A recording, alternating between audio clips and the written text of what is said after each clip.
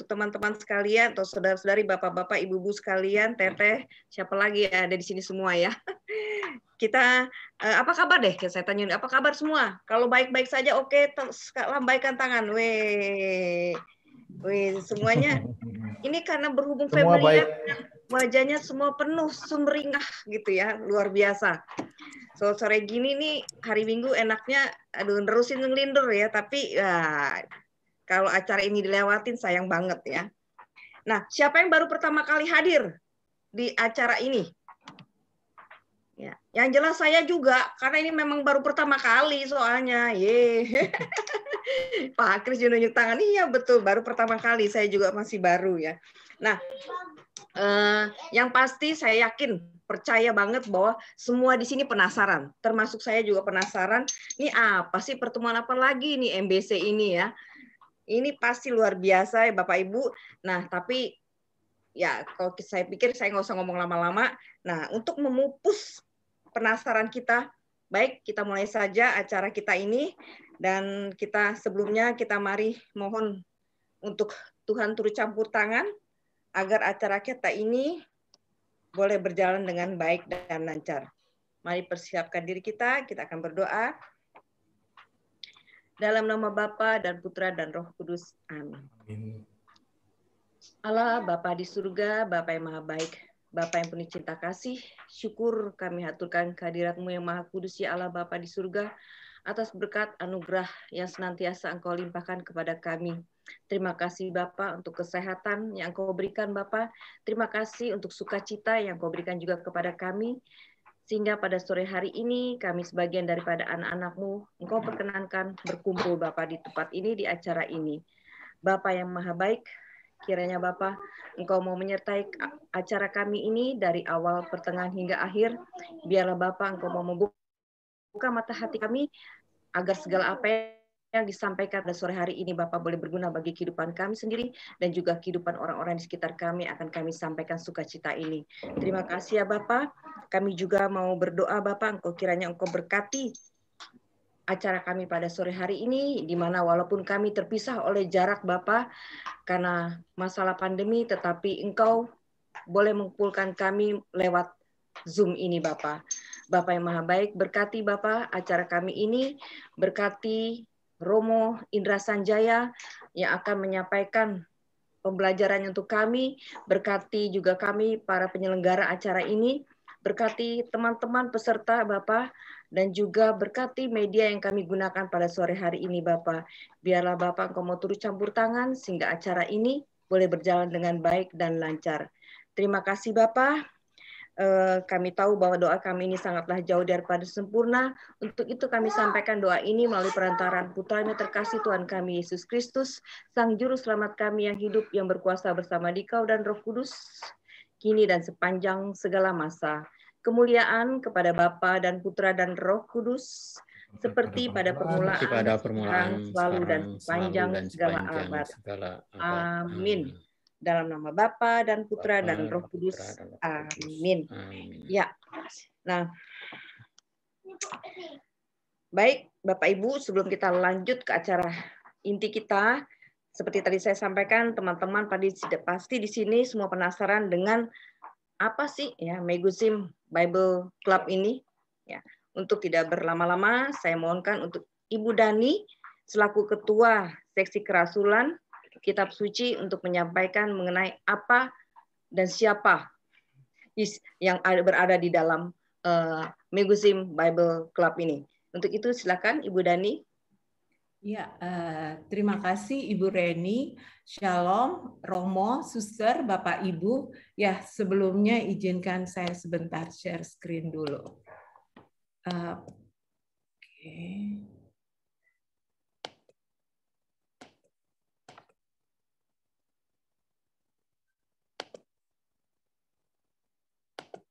Oke.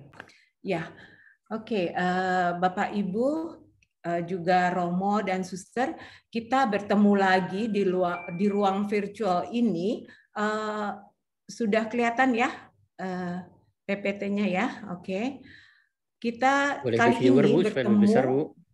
Kenapa saya perbesar? Oke. Di viewer aja, di kanan bawah deket Iya, iya. Plus minus itu. Ya, situ. Sudah? Oke. Ya, kita ketemu di dalam ruang virtual ini dalam rangka pembukaan Megusim Bible Club. Kemudian apa sih itu Megusim begitu ya? Jadi dalam beberapa menit ke depan izinkan saya memberi penjelasan kepada Romo juga Bapak Ibu apa itu Megusim. Mungkin secara pendengaran kita apa sih itu Megusim gitu ya. Tapi cerita tentang Megusim ini sudah tidak asing lagi buat kita, terutama di dalam masa Paskah gitu ya, Pekan Paskah kita akan mendengarkan bacaan tentang Megusim ini. Megusim ini adalah bahasa Ibrani yang artinya orang Majus gitu ya, dan kita biasa mengenalnya kalau bahasa Yunaninya adalah Magos. Oke, kemudian. Ya, kalau kita boleh mengutip Efesus 3 ayat 6 bahwa orang-orang bukan Yahudi, yaitu kita-kita ini ya, orang-orang bukan Yahudi, karena berita Injil turut menjadi ahli waris dan juga anggota tubuh dan peserta dalam janji yang diberikan dalam Yesus Kristus. Kemudian apa yang melatar belakangi MBC ini? Nah, kemudian ya kita tahu bahwa kalau kita ingat yang baru-baru kita dengar Yesus disalib mengatakan aku haus. Itu adalah kehausan Tuhan akan cinta kita. Nah, dari pihak kita juga merasa haus ingin dekat dan mengenal lebih siapa Yesus yang kita imani. Nah, kita tahu bahwa saat ini begitu banyak minat membaca kitab suci di kalangan umat Katolik. Jadi kita ingin tidak hanya sekedar membaca kitab suci, tapi ingin lebih yaitu memahami dengan baik isinya. Nah, kita tahu juga bahwa sekarang ini di era digital begitu, terutama di dalam masa pandemi ini, begitu banyaknya pengajaran-pengajaran yang Alkitab, tapi sebenarnya isinya mungkin bukan Alkitab yang secara kanon dari Katolik gitu. Itu yang menjadi latar belakang kita, kurang lebihnya mengapa kita membuat MBC ini. Kemudian apa yang menjadi visinya? Yang menjadi visinya yaitu bahwa sebagai sarana pewartaan sabda Allah yang baik dan benar sesuai dengan iman Katolik kepada para pencinta kitab suci. Kemudian harapannya adalah kelompok ini tumbuh juga berkembang dalam semangat untuk memahami sabda Allah yang didasarkan pada persaudaraan dan kita menjadi satu klub, jadi ada rasa kekeluargaan di mana di bawah naungan koridor Gereja Katolik terutama adalah seksi KKS Paroki Serpong Gereja Santa Monica. Kemudian menjadi tujuannya adalah bahwa sebagai sarana belajar kitab suci untuk secara lebih baik dan benar, terstruktur, dan kita mendapat pengajaran dari para pengajar yang mumpuni dan berkompeten. Kemudian harapannya juga adalah MBC ini menjadi partner, maksudnya partner di sini adalah dengan kita tahu lebih tentang kitab suci, ketika kita berpelayanan terjun di dalam kategorial, mungkin di kelompok CAP, EJ, ataupun kegiatan pelayanan Bapak Ibu dimanapun saja itu berkobarnya adalah ada landasan kitab sucinya. Kitab sucinya lah yang menghidupinya. Kemudian tadi saya sudah sampaikan bahwa Megusim adalah orang Majus dan kita bisa melihatnya di Matius 2, komplitnya itu ayat 1 sampai 12, tapi saya sedikit mengambilnya yaitu bahwa Megusim ini ada semangat belajar. Dia melihat bintang, dia pengen tahu lebih gitu. Jadi dengan keahliannya dia membaca bintang itu, dia mencari tahu. Kemudian dia menemukan semangat dan sukacitanya untuk mencari Kristus itu. Dan pada akhirnya ketika dia telah menemukan sang terang itu gitu ya, dengan sukarela, dengan penuh sukacita, karena itu merasa memiliki, dia dengan kerelaannya memberikan yang terbaik. Nah, kalau yang terbaik mungkin bisa materi, mungkin bisa tenaga, itu bisa bentuknya segala macam ya. Kemudian setelah dia menemukannya, dia tentu ada transformasi. Dia meninggalkan cara hidup lama dan membuat sesuatu yang lebih baik. Jadi harapannya apa yang kita dapatkan di Megusim ini berbuah di dalam pelayanan kita sehari-hari. Oke, kemudian tentu jadi apa sih yang mau dibicarakan gitu ya di dalam Megusim ini? Tentu ada topik-topik yang akan kita ambil. Nah, rencana dan usulannya itu tentu bersifat tentatif, dapat berubah, bertambah dan berkembang gitu ya. Kemudian dalam satu topik mungkin bisa disampaikan nggak cukup kalau di dalam satu pertemuan, mungkin bisa 2 kali pertemuan. Kemudian akan dicarikan judul-judul yang menarik dan kemudian kita ya berusaha bersama gitu ya mendapatkan satu pembicara yang tadi sudah saya sampaikan yang mumpuni, yang kompeten di dalam bidangnya. Kemudian ya ini Megusim Bible Club, yaitu kelompok kitab suci milik Paroki Serpong Gereja Santa Monica, dibentuk dengan tujuan agar para anggotanya semakin mengenal kekayaan pengetahuan kitab suci dan membawa semangat Megusim atau para majus ini di dalam kegiatan menggereja atau di dalam kegiatan sehari-hari di dalam masyarakat. Nah, hari ini gitu ya, ini adalah hari menjadi pembukaan Megusim ini. Sebenarnya kita kalau mengagendakannya itu sebenarnya mau di awal tahun, tapi dengan kesibukan banyak hal, akhirnya kita bisa melaksanakannya hari ini setelah rapat. Jadi setelah Paskah, setelah Paskah ini menjadi suatu semangat sukacita kebangkitan Yesus. Oke. Nah, inilah topik-topik yang kira-kira gitu, tapi sebenarnya hampir pasti karena beberapa para pembicaranya kita sudah menghubungi. Ini yang topik-topik akan kita bahas. Hari ini kita akan mempunyai topik gereja Katolik membaca kitab suci gitu ya. Kemudian nanti ada sejarah bagaimana kitab suci sampai kepada kita. Kita tahu bahwa di dalam Alkitab itu ada unsur sastranya, ada unsur budayanya. Nah, kita ingin menggali lagi itu. Kemudian ada juga ungkapan yang sulit di dalam kitab suci. Kadang kita ketika merenungkan kayak nggak ketemu, kayak nggak nyambung. Nah, mungkin kita akan dapatkan di sini. Kemudian menapak jejak Deuterokanonika, ini banyak yang orang Katolik bingung Deuterokanonika apa bedanya gitu. Nah, kebetulan ini juga saya sudah cantumkan nama Romo Indra lagi karena mungkin Bapak Ibu juga pernah dan mungkin sudah mempunyai buku yang ditulis oleh Romo Indra.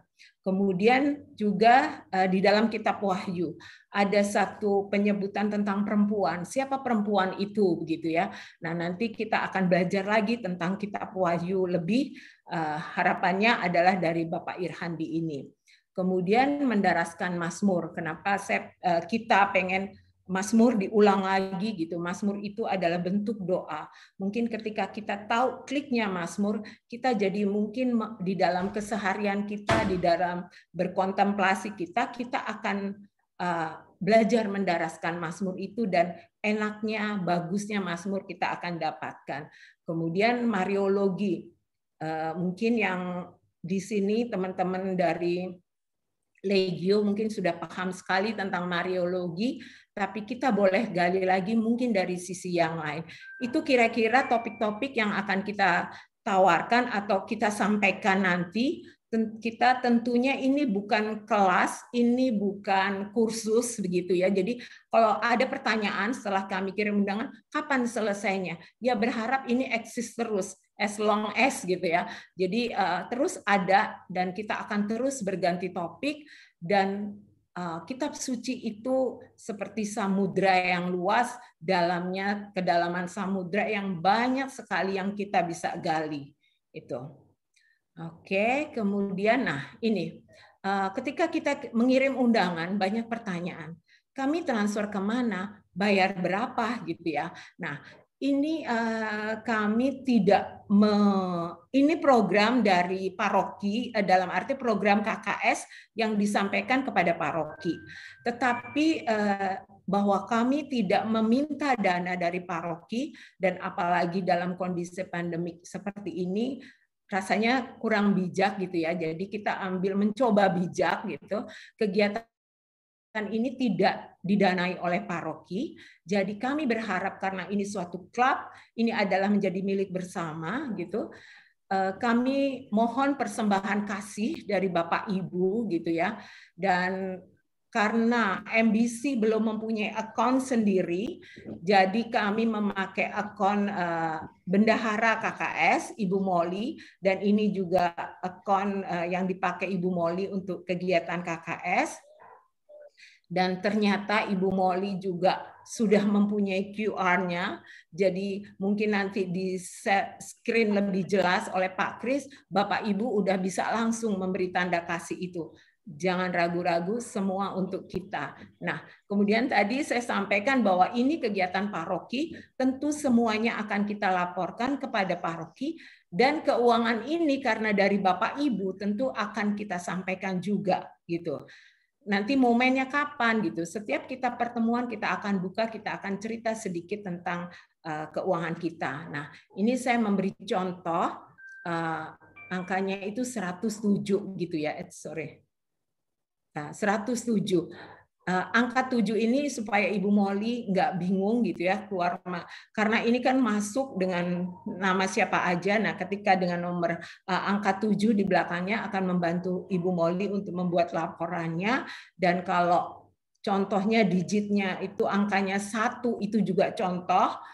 Digitnya boleh ditambah, satunya boleh berganti 2, 3, 4, 5 sampai digitnya nambah juga nggak apa-apa. Itu harapan kami semua supaya MBC ini bisa berjalan, tujuan kita, kebersamaan kita tercapai. Itu saja ya. Nanti kalau kita bicara uang jadi kayak menggebu-gebu, pengennya dapat banyak gitu ya.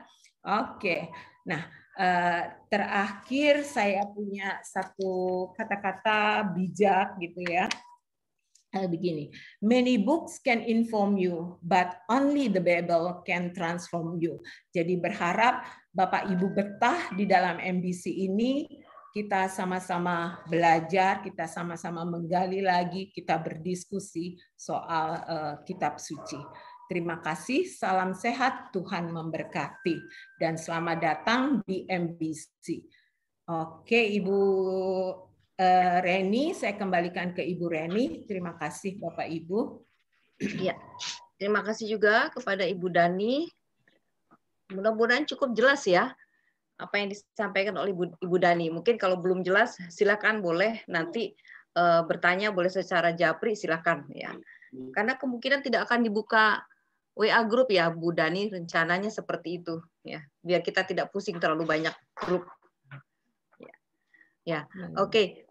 Kita lanjut acara kita sore hari ini. Nah, rasanya tidak lengkap. Nah, berikut ini kita akan mendengarkan ya, sambutan dari Pastor Paroki Santa Monica kita. Untuk itu, kami persilakan Romo terkasih kita, Pastor terkasih kita, Pastor Faustinus Sirkan OSC. Silakan, Pastor. Iya, teman-teman semua, selamat Paskah. Salam sehat. Oke, terima kasih saya diajak untuk memberikan support, memotivasi Anda yang punya keinginan untuk ada di link atau persekutuan ini. Pertama, kami ya tentu mengapresiasi motivasi atau keinginan untuk semakin mengenal kitab suci lebih baik, dan juga para pendamping atau para pendidik atas kerelaan untuk mendampingi umat dari paroki ini. Dari 16.000 orang yang tertarik 56 orang yang sekarang hadir di sini. Artinya ini baru, dan saya melihatnya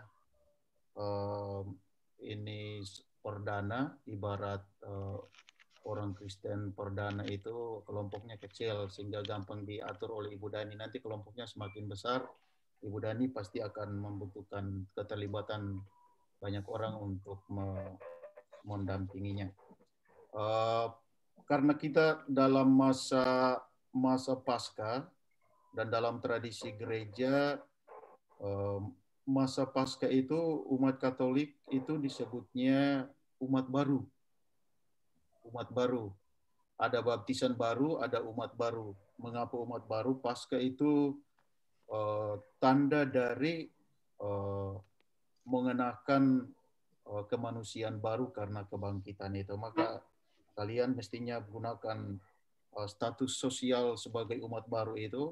Saya lihat Ibu Reni ini berbeda sekarang dengan Ibu Reni yang sebelum Paskah. Ibu Reni yang membawa semangat Kristus, maka disebutnya umat baru itu. Nah, mulanya saya lebih mudah membaca Megusim Bible Club. Saya lebih cepat melihatnya Marugame Udon. Semoga kelompok ini nantinya semakin banyak yang tergiur dan ikut di dalam komunitas atau klub ini. Seperti banyak yang suka datang makan Marugame Udon. Itu enak. Saya hanya mau memotivasi kalian semua dengan semangat gereja perdana atau orang-orang Kristen awal. Kalau Ibu Dani menyebut ayatan, saya juga menyebut supaya Ibu Dani tidak lebih dari pastor parokinya. Kita selalu bersandar kepada kisah para rasul, ya, pasal 2 ayat 41 sampai 47. Nah, di sana sejarah gereja awal, ciri-ciri umat baru atau umat perdana ketika itu adalah pertama, mereka tekun untuk mendengarkan pengajaran para rasul. Nah, saya kira semangatnya ada di sini. Orang-orang yang tekun, yang berani masuk di kelompok ini. Kemudian mereka suka berkumpul untuk memecahkan roti dari rumah ke rumah. Nah, sekarang karena pandemi jadi tidak bisa dari rumah ke rumah, artinya tidak bisa misa lingkungan, tetapi misalnya hanya di satu tempat, yaitu gereja. Semangat persatuan itu mereka mewujud nyatakan atau menghasilkannya melalui suatu ketulusan hati, ya. Jadi kesatuan itu buahnya adalah ketulusan hati untuk, ya, seperti Ibu Dani mengatakan tadi, orang dengan tulus hati mau berbagi apa saja yang ada pada dirinya. Kemudian mereka berkumpul dalam suasana sukacita. Dan hal yang paling menarik bagi saya, sehingga saya tertarik menjadi seorang Katolik, adalah mereka disukai. Nah, ini fungsi misioner ini. Umat perdana ketika itu, mereka berbuat apa saja meskipun tekun, bersatu, kemudian tulus hati, hidup dalam sukacita, tetapi lebih dari itu semua adalah ada fungsi misionernya, adalah disukai oleh banyak orang. Artinya kami para pastor berharap komunitas ini tidak menjadi komunitas eksklusif yang menambah banyak kesenjangan di paroki kita, tetapi punya fungsi misioner adalah terlibat di dalam perkembangan paroki ini. Nah, itu sebenarnya hati kami untuk komunitas ini ada di situ. Siapapun dengan kemampuan apapun, tapi pada akhirnya harus terlibat di dalam perkembangan paroki ini. Nah, itu yang ingin kami motivasikan, sekaligus kami menantang Anda semua. Itu saja yang ingin kami sampaikan. Provisiat atau congrats untuk klub ini. Semoga komunitas ini menjadi kekuatan pastoral bagi Paroki Serpong pada hari-hari yang akan datang. Terima kasih. Ibu Raini. Ya, terima kasih, Pastor. Iya, tadi Bapak Ibu sudah mendengar dari Pastor, jadi jangan nanti setelah kita banyak mengikuti dengan seminar, webinar, dan bahkan ikut lagi di MBC ini, jangan sampai untuk diri sendiri, kita kembalikan untuk paroki tercinta kita, Santa Monica. Setuju? Setuju. Ya, atau Ibu Hilaria semangat sekali ya. Ya, sekali lagi terima kasih Pastor. Nah, Bapak Ibu, kita akan masuk acara inti kita pada sore hari ini. Tak kenal maka tak sayang. Nah, jadi saya perlu mengedifikasi, perlu memperkenalkan siapakah pembicara kita yang luar biasa pada sore hari ini. Nah, Pastor lahir di Bandung. Mudah-mudahan saya tidak salah. Tahun 1959, ditahbiskan menjadi imam di tahun 1995, mencapai gelar akademik SS saya nggak tahu apa itu SS, di Universitas Sanata Dharma Jogja. Itu pada tahun 1994. Ya? Sarjana sastra, saya kira. Sarjana sastra ya? Ya, kalau tidak salah. Kalau tidak salah, ya. Terima kasih, Pastor. Dan itu merupakan adalah jenjang S1. Dan pada tahun 2000, Pastor mencapai S2 dengan gelar Master yang didapat di Perguruan Tinggi Pontificium Institutum Biblicum. Dan mencapai jenjang S3-nya dengan gelar doktor itu di Pontificia University Gregorian. Itu pada tahun 2007. Nah, saat ini Romo Indra Sanjaya tinggal di Kentungan, Jogja sebagai dosen Sanata Dharma. Pada acara kita sore hari ini, Romo akan didampingi oleh Bapak Christopher Teja. Nah, untuk tidak berlama-lama, Bapak Ibu, saudara-saudari, mari kita persiapkan diri. Kita sambut Romo Indra Sanjaya dan Bapak Teja. Kami persilahkan. Baik, terima kasih Ibu Reni. Selamat sore Romo, Ibu Bapak, saudari-saudara yang terkasih dalam Kristus.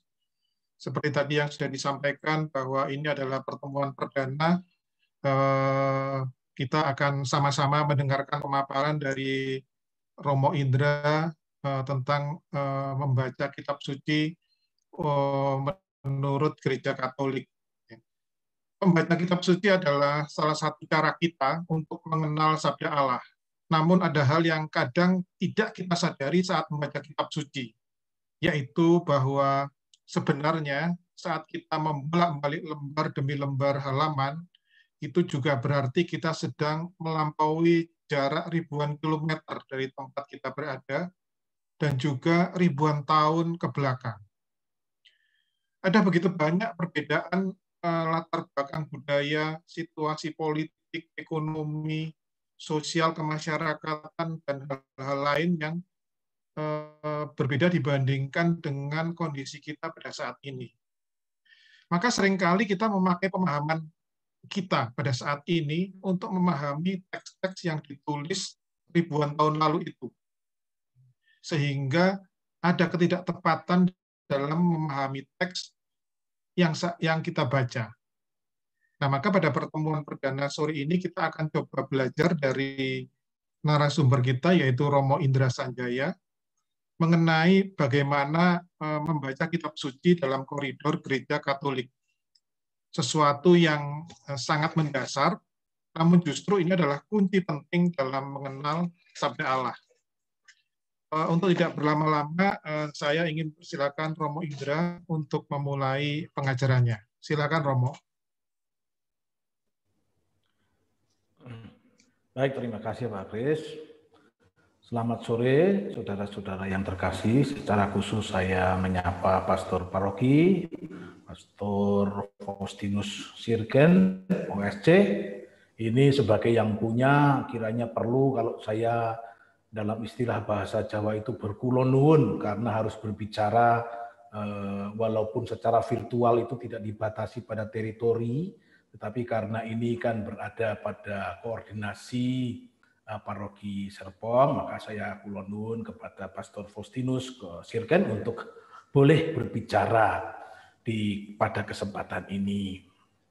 Nah, saudara, Bapak Ibu, karena tadi disampaikan bahwa ini adalah pertemuan pertama, ya saya membayangkan bahwa pertemuan pertama itu seperti kalau di dalam istilah perkampusan itu ya adalah studium generale gitu ya, jadi semacam kuliah umum yang kurang lebih memberikan satu, mungkin saya harapkan memberi arah tertentu kepada proses perjalanan yang mudah-mudahan ini sungguh-sungguh yang sudah dimulai ini lalu akan hidup selama-lamanya seperti dikehendaki oleh Tuhan sendiri. Nah, apa yang mau saya sampaikan pada kesempatan sore hari ini lebih berfungsi sebagai sebuah arahan, mungkin bukan arahan secara terlalu ketat ya, tetapi sebuah sharing pengalaman bagaimana kita membaca kitab suci. Tadi seperti sudah disinggung oleh Pak Christopher tadi, bahwa membaca kitab suci itu ada hal-hal yang perlu kita perhatikan. Tadi sudah disinggung adanya perbedaan atau jarak yang terbentang antara pembaca dan penulis ya. Dan itu jarak itu baik jarak dari segi waktu maupun dari segi tempat, dan ini sudah mempengaruhi banyak hal. Ya, ini sudah sangat menentukan ya. Di dalam sehari-hari, kehidupan sehari-hari itu perbedaan jarak sama-sama orang Indonesia itu ya. Sama-sama orang Indonesia itu perbedaan jarak saja sudah sangat membedakan ya, bisa membedakan. Kalau tidak hati-hati itu bisa susah gitu ya.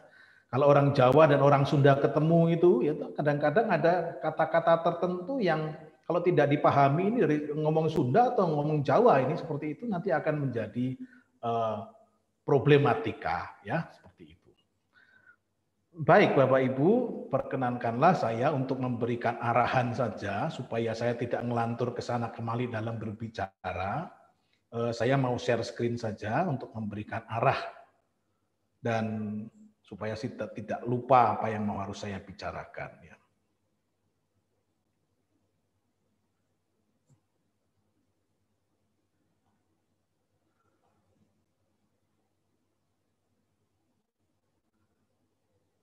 Nah, ini emang judul yang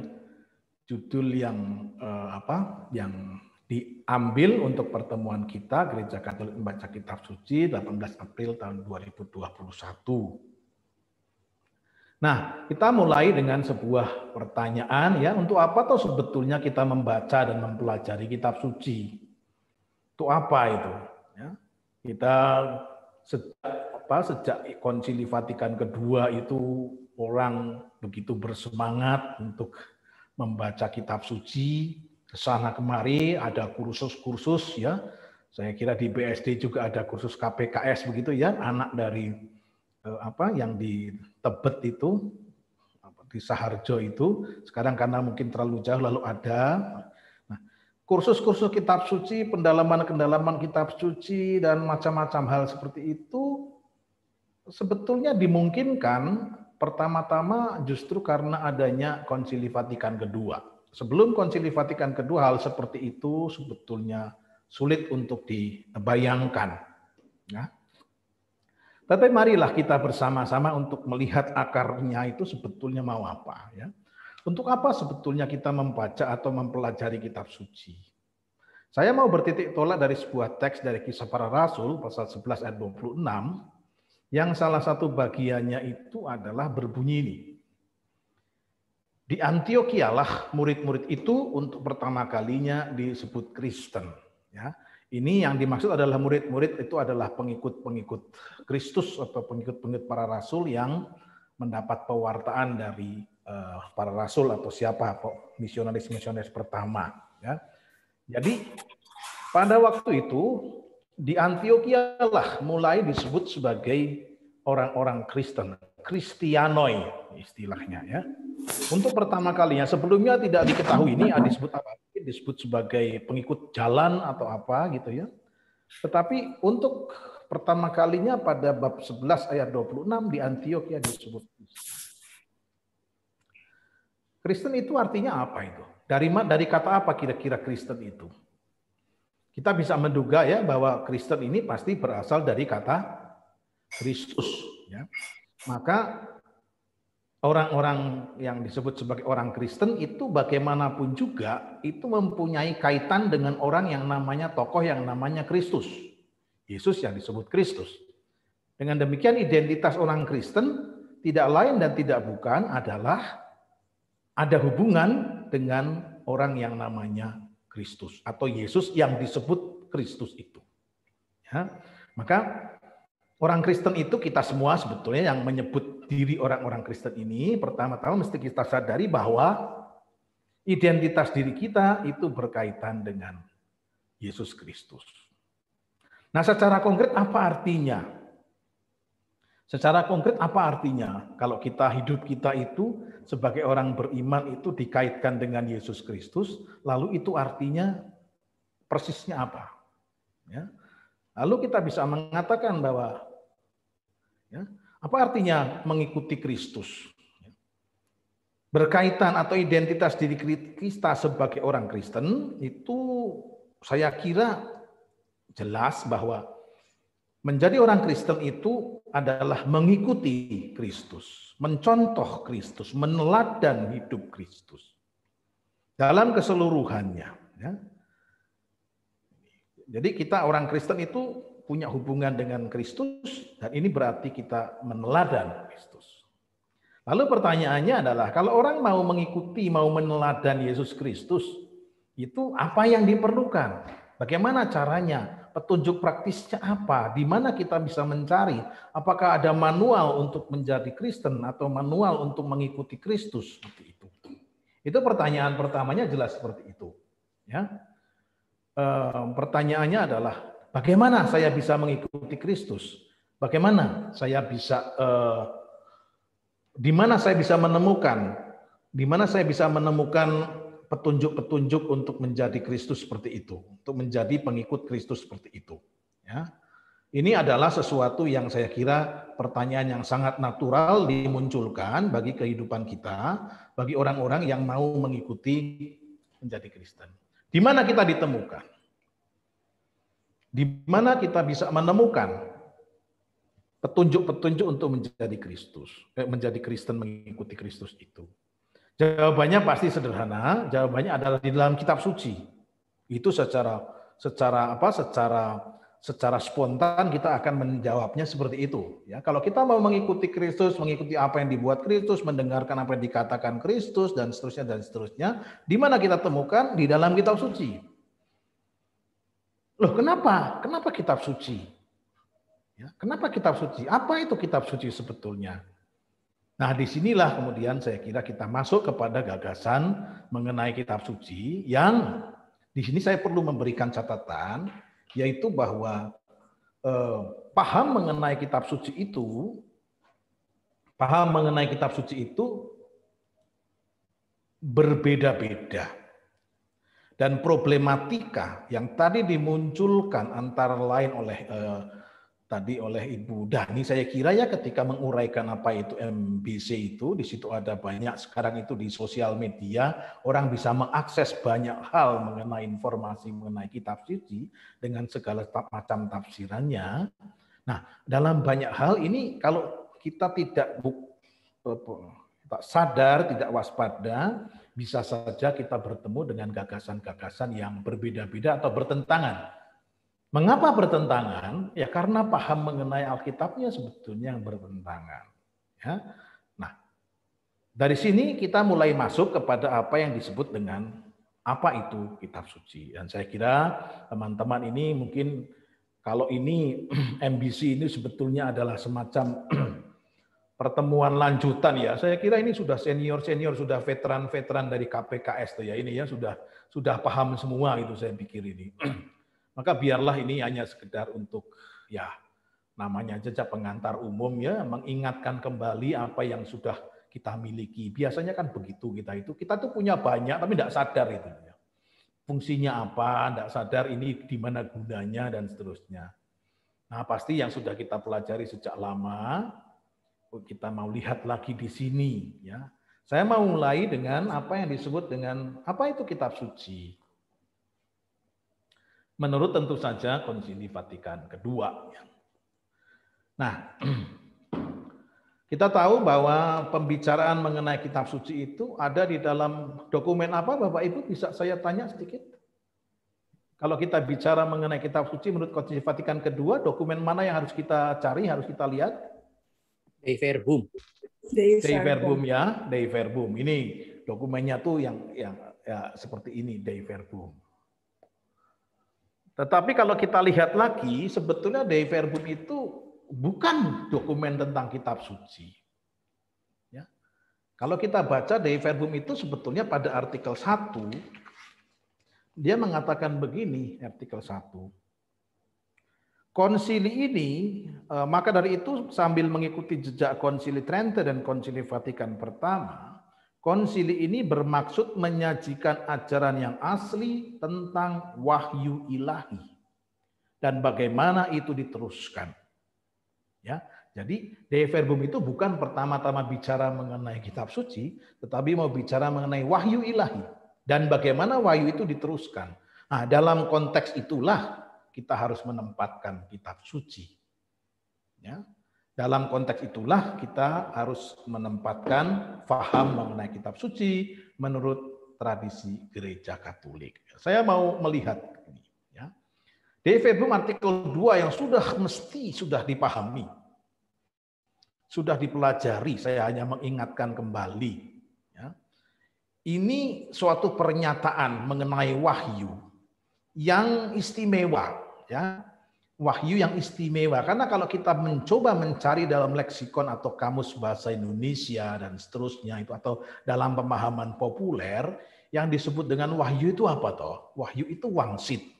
Wahyu itu petunjuk, wahyu itu informasi, wahyu itu penglihatan, wahyu itu macam-macam. Tetapi Dei Verbum tidak merumuskan wahyu seperti itu. Dei Verbum merumuskannya adalah dalam kebaikan dan kebijaksanaannya Allah berkenan mewahyukan dirinya sendiri dan memaklumkan rahasia kehendaknya. Nah, di sini dibedakan. Dengan mohon dimulai di sini dipahami perbedaan antara faham wahyu yang diketahui dihayati oleh secara populer yang tadi saya katakan. Wahyu itu apa? Wahyu itu adalah mendapat wahyu itu berarti mendapat wangsit, mendapat informasi, mendapat pengetahuan, mendapatkan aturan dan seterusnya. Nah, ini paham wahyu mengenai Dei Verbum tidak. Menurut Dei Verbum dikatakan dalam kebaikan dan kebijaksanaannya Allah mewahyukan dirinya sendiri. Dirinya sendiri, bukan wangsit, bukan kata-katanya, bukan informasi tertentu, bukan. Tetapi dirinya sendiri. Ini catatan yang di bawah tadi ya. Yang diwahyukan adalah diri sendiri, bukan perintah, bukan firman atau keputusan. Ya, rahasia kehendaknya yang boleh dikatakan sebuah sejarah penyelamatan yang berpuncak pada peristiwa Yesus Kristus. Ini poin pertama. Allah menyatakan dirinya sendiri. Allah mewahyukan dirinya sendiri. Bagaimana Allah mewahyukan dirinya sendiri?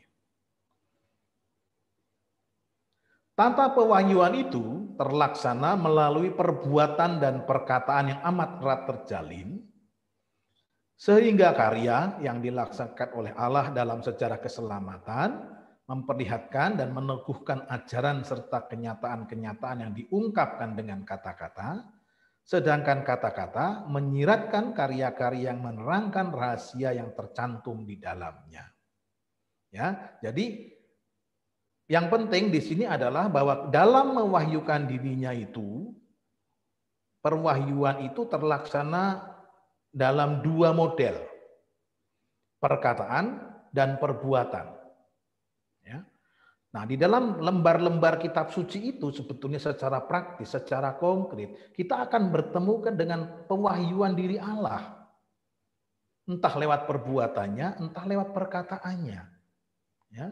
Jadi kalau kita membaca setiap lembar kitab suci itu kita bertemu dengan Allah yang menyatakan diri, Allah yang mewahyukan dirinya. Suatu kali lewat perbuatan, suatu kali lewat perkataan, suatu kali lewat gabungan kedua-duanya, dan seterusnya. Nah, sebagai contoh kalau kita membuka misalkan ya, sebagai contoh kalau kita membuka halaman-halaman pertama kitab Kejadian, katakanlah pasal 1 dan pasal 2. Kita di sana mendapatkan dua cerita mengenai penciptaan. Ya, dua penciptaan. Kejadian pasal 1, Kejadian pasal 2. Pertanyaannya sebetulnya adalah, kalau berdasarkan Dei Verbum seperti artikel 2 ini, pertanyaan yang muncul adalah, atau yang pertanyaan diajukan adalah, Allah macam apa yang dinyatakan di dalam di dalam teks-teks seperti itu. Ya. Kalau di dalam kitab suci dalam sejarah Allah mewahyukan diri dan itu kemudian ditulis dalam kitab suci, maka pertanyaannya adalah itu.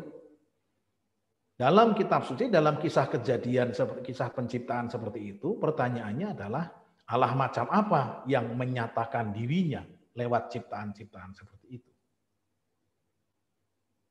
Kalau kita membaca Exodus misalkan, Exodus itu menampilkan karya Allah, menampilkan Allah yang macam apa?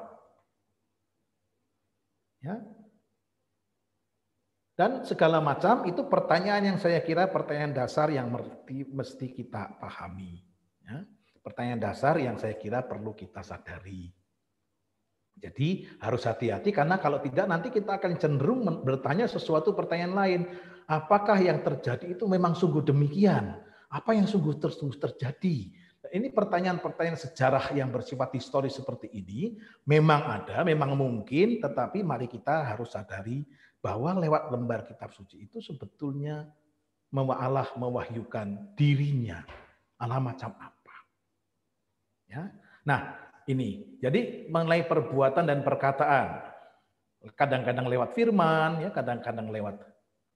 Dan ini menjadi jelas dalam diri Yesus Kristus. Ya. Yesus itu kan sebetulnya menyatakan siapa dirinya juga lewat sabda atau lewat karya. Karyanya itu meneguhkan sabdanya, sabdanya itu membuktikan karyanya, kan begitu, menerangkan karyanya. Jadi kalau Yesus misalkan mengusir setan itu, fakta mengusir setan, orang bisa berpikir, ini dia mengerjakannya dengan kuasa Beelzebul. Tetapi Yesus kemudian mengatakan, no, bukan itu. Kalau saya mengusir setan itu berarti apa? Kerajaan Allah sudah dekat. Jadi di sini jelas bahwa sebuah perbuatan ini adalah bisa bersifat mendua atau ambigu. Perlu diterangkan supaya menjadi jelas. Nah, Bapak Ibu para saudara yang terkasih, konsep dasarnya kitab suci tidak lain tidak bukan sebetulnya adalah sebuah sejarah pewahyuan Allah. Sejarah pewahyuan diri Allah. Atau pernyataan diri Allah dalam sejarah yang puncaknya adalah dalam Yesus Kristus. Maka saya gambarkan seperti ini. Gambar yang favorit saya adalah seperti ini. Ya. Pernyataan diri Allah dalam sejarah itu adalah seperti ini. Ya. Berpusat pada diri Yesus Kristus seperti tercantum dalam Ibrani bab 1 ayat 1 sampai 3. Nah, lalu kitab suci apa? Bagaimana wahyu tadi diteruskan itu menurut Dei Verbum ya. Kitab suci tidak lain adalah saksi pernyataan diri Allah dalam sejarah. Ya. Jadi pernyataan diri Allah yang menyatakan diri, mewahyukan diri dalam sejarah ini kemudian ditulis oleh orang-orang tertentu. Menceritakan pengalaman seperti ini. Maka di sini saya katakan kitab suci adalah saksi pernyataan diri Allah dalam sejarah. Silahkan mulai berpikir ya bahwa bagaimana pemahaman kita mengenai kitab suci itu bisa berbeda dengan orang-orang yang ada, teman-teman yang ada di sekitar kita. Dalam pernyataan, dalam uraian saya seperti ini, kitab suci itu saksi pernyataan diri Allah dalam sejarah. Ya, bukan wahyu dalam arti ketat seperti itu. Ya. Nah, nanti kita bisa, kalau seandainya ada yang bisa kita diskusikan lebih lanjut ya, tetapi kita mulai di sini. Kitab suci adalah saksi pernyataan diri Allah dalam sejarah. Ya. Allah mewahyukan diri dalam sejarah dan itu kemudian ditulis oleh orang-orang tertentu dan kemudian menjadi kitab suci. Ya, baik. Nah, di sini kita masuk kepada soal tadi yang sudah dikatakan oleh Pak Christopher Teja. Ya. Yang menulis kitab suci itu adalah orang-orang yang hidup dalam sebuah konteks sejarah tertentu. Ya. Orang-orang yang ada dalam konteks sejarah tertentu menurut Dei Verbum artikel 11 dan 12 terutama. Ya. 12. Oleh karena itu, kalau kita mau mengetahui apa yang dimaksud pengarang, ingat ini mau mengetahui apa sebetulnya yang dibuat oleh Allah, pewahyuan Allah, apa yang sebetulnya mau dibuat oleh Yesus Kristus sebetulnya. Tetapi kita tidak punya akses ke sana, kita hanya mempunyai akses kepada tulisan-tulisan orang-orang yang memberi kesaksian akan kehidupan Yesus, katakanlah secara sederhana itu katakanlah Injil ya. Injil itu ditulis oleh paling tidak ada 4 yang memberi kesaksian ya toh? Dan kita lihat ada semuanya bicara mengenai tokoh yang sama, Yesus Kristus, tetapi perspektifnya berbeda-beda. Kenapa? Karena minatnya berbeda-beda, latar belakangnya berbeda-beda, kemampuan intelektualnya berbeda-beda, dan seterusnya. Nah, kalau kita mau mengetahui Yesus Kristus seperti apa, karena kita mau menjadi orang Kristen yang baik, ya, Dei Verbum selalu mengatakan bahwa tujuan membaca kitab suci adalah mempunyai pemahaman yang mendalam akan Kristus. Nah, kita mencari ke dalam Injil, melihat apa yang dimaksudkan oleh pengarang. Tapi masalahnya adalah pengarang itu terpisah jauh dari pembaca dari segi ruang dan waktu. Nah ini, pengarang itu terpisah jauh dari pembaca dari segi ruang dan waktu. Aspek temporal dan aspek spasial. Nah, ini tadi sudah saya katakan ya. Mahasiswa saya itu sekarang akhir-akhir sudah menjelang 10-15 tahun ini, 10 tahun lebih lah ya. Ini mulai banyak karena banyak juga kongregasi yang berkuliah di fakultas kami. Lalu banyak teman-teman mahasiswa frater dari Indonesia Timur. Lihat bahwa orang-orang frater-frater Indonesia Timur itu mempunyai kekhasan bicara, ya, bukan hanya frater, tapi saudara-saudara yang berasal dari Indonesia Timur itu mempunyai kekhasan bicara tertentu. Ya. Salah satu istilah yang sering saya gunakan kepada kalau saya bertanya kepada teman-teman itu, saya sering tanya begini, kopi mana? Teman-teman yang dari frater dari Indonesia Timur menjawab, sapi main bola. Itu kopi mana itu dia akan tangkap sebagai kau mau pergi mana. Tetapi kalau orang-orang Jawa, frater-frater saya tanya kopi mana, dia akan datang dan bawa kopi.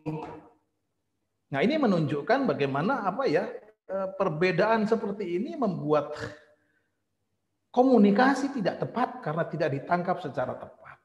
Ini baru perbedaan ruang yang sama-sama zaman sekarang. Kebayang itu nanti kalau perbedaannya seperti itu. Maka dibutuhkan sebetulnya untuk bisa mengetahui secara persis apa yang dimaksud pengarang ini, maka dibutuhkan ada sebuah penelitian. Sebetulnya apa yang mau dikatakan oleh pengarang pada waktu itu. Dan itulah yang disebut dengan tafsir. Kalau Bapak Ibu mempunyai sebuah novel, misalkan saja ya novelnya Pramudia Anantatur yang Arok Dedes itu di bagian belakang ada glossary, ya, atau tulisannya Romo Mangun Ikan Hiu Idohoma itu zaman dulu itu saya baca ketika saya masih frater, di bagian belakang itu ada glossary. Kenapa ada glossary? Daftar kata-kata sulit. Kata-kata sulit untuk siapa? Kata-kata sulit ini adalah untuk orang yang membaca, untuk pembaca yang berasal dari kultur yang berbeda. Kebiasaan yang berbeda. Nah, tafsir itu sebetulnya adalah ini. Secara sederhana menjadi jembatan supaya sesuatu yang ditulis oleh pengarang 2000 tahun yang lalu, 10.000 atau 5.000 kilometer berjauhnya dari jarak pembacanya, itu bisa memahami.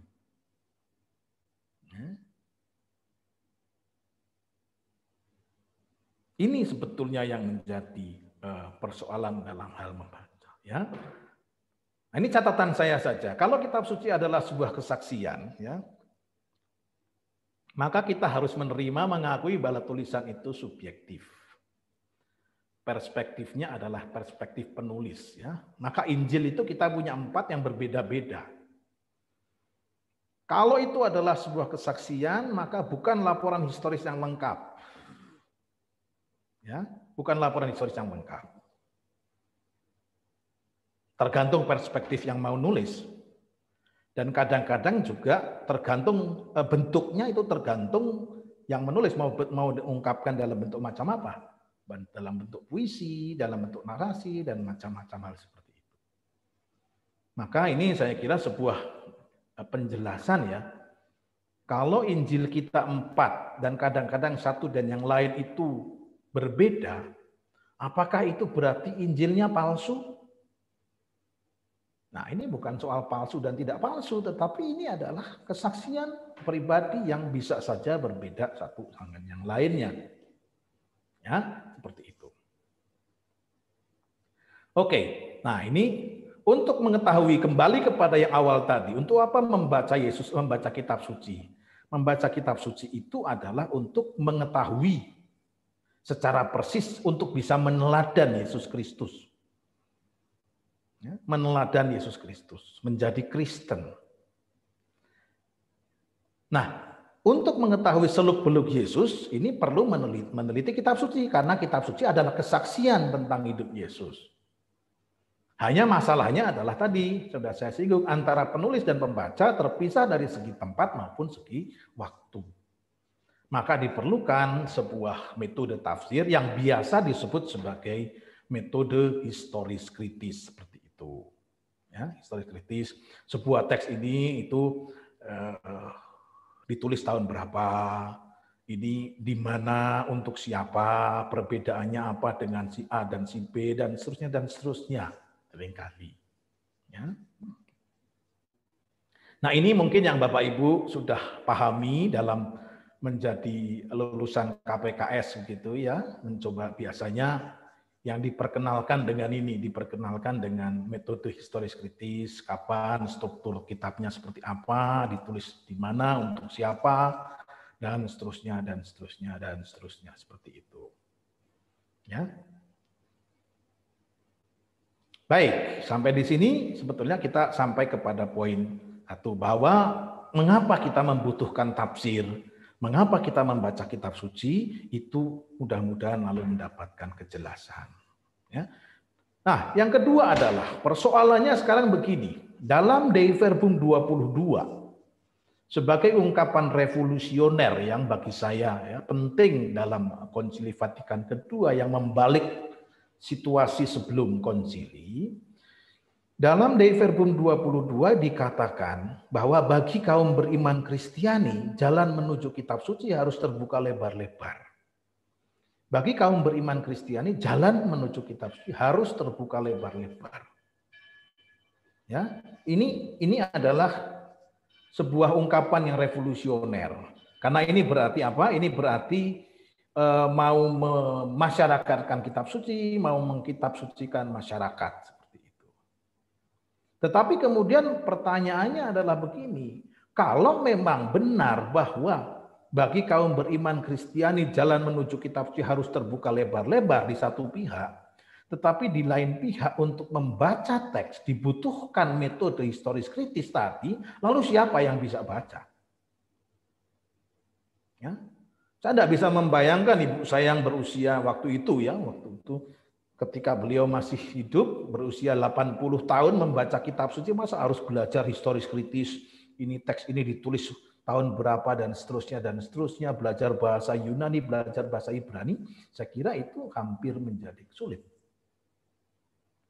Maka, kalau begitu nampaknya harus ada sesuatu yang lain. Ya, harus ada sesuatu yang lain. Dalam Dei Verbum 25, di sini dikatakan, semua orang beriman hendaklah dengan suka hati menghadapi nas yang suci sendiri, membaca sendiri berarti. Namun hendaklah ingat bahwa doa harus menyertai pembacaan kitab suci, supaya terwujudlah wawancara antara Allah dan manusia. Di sini ajakannya adalah semua orang beriman, sama dengan di sini. Semua orang beriman hendaknya membaca dan membaca dalam doa. Nah, kalau itu yang mau diambil, ya, kalau itu yang kita perhatikan, maka metodenya sebetulnya bukan metode historis kritis. Metodenya salah satunya adalah Lectio Divina. Dalam Lectio Divina itu orang pengetahuan hal-hal Alkitabiah tidak merupakan sesuatu yang amat penting. Kalau tahu akan membantu pasti, tetapi tanpa pengetahuan mengenai hal itu, ini saya kira juga bisa dibuat. Nah, kalau begitu, Mas, sebetulnya ada dua model. Ya, saya ambil contoh ini, sebuah contoh saja ya, sebuah contoh yang menunjukkan bagaimana perbedaan tempat dan waktu itu membuat kita kesulitan. Saya ambil contoh.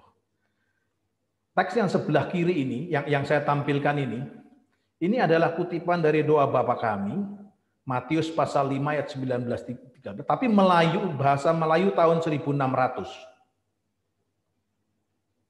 Ya. Bahasa Melayu tahun 1600 ini adalah terjemahan pertama Injil Matius oleh Alfred Cornelis Ruil, saudagar Belanda, yang diterbitkan 1629. Begini. Ini doa Bapa kami. Dia terus begitu. Bapa kita yang berduduk ke dalam surga, bermukmin menjadi akan namamu. Rajatmu mendatang, kehendakmu menjadi di atas bumi seperti di dalam surga. Berilah kita makananku sedekala hari. Apa itu artinya saya tidak tahu itu juga. Itu sedekala hari seperti itu ya. Maka berampunlah dosa kita seperti kita berampun akan siapa bersalah kepada kita. Jangan hentar kita kepada saitan, tetapi mohonkan kita daripada iblis, karena mu ampunya hukuman dan kau wasahan dan berbasaran sampai kakal. Ini tahun 1600 bahasa Melayu. Kita bisa menangkap satu dua tetapi sulit untuk memahaminya. Silakan bayangkan teks yang terpisah ribuan tahun. Ya. Baik, ya Pak Ibu ya. Ini persoalan dasarnya. Maka sebetulnya ada dua model pembacaan teks. Yang pertama menggunakan metode Kristus untuk mengetahui secara persis tadi apa yang dikatakan, apa yang mau disampaikan Tuhan lewat teks-teks tertentu seperti itu. Ya. Yang lebih sederhana, yang tadi disampaikan diharapkan semua orang beriman itu melaksanakannya, itu saya ambil contoh saja, salah satunya adalah Lectio Divina. Lalu bagaimana secara konkret Alkitab itu berfungsi di dalam gereja, ini adalah pertanyaan yang lain. Ya. Jadi sebetulnya ada dua model. Yang satu berdasarkan Dei Verbum 12, itu adalah menggunakan metode historis kritis. Yang kedua adalah lebih sederhana, itu yang tadi Dei Verbum 25, pembacaan dalam doa supaya terjadi wawancara antara Allah dan anak-anaknya.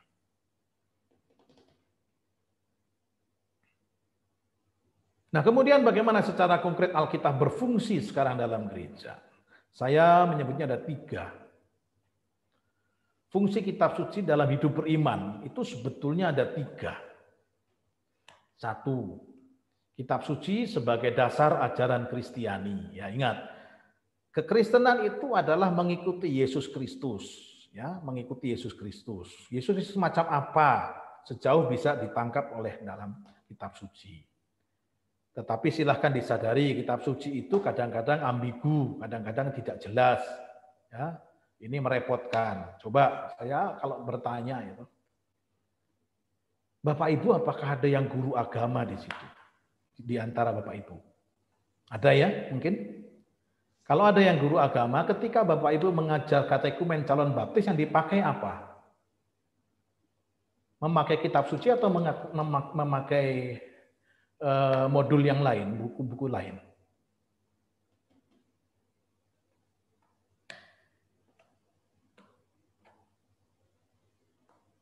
Ya, biasanya orang walaupun tidak menggunakan kitab suci tetapi menggunakan modul yang lain.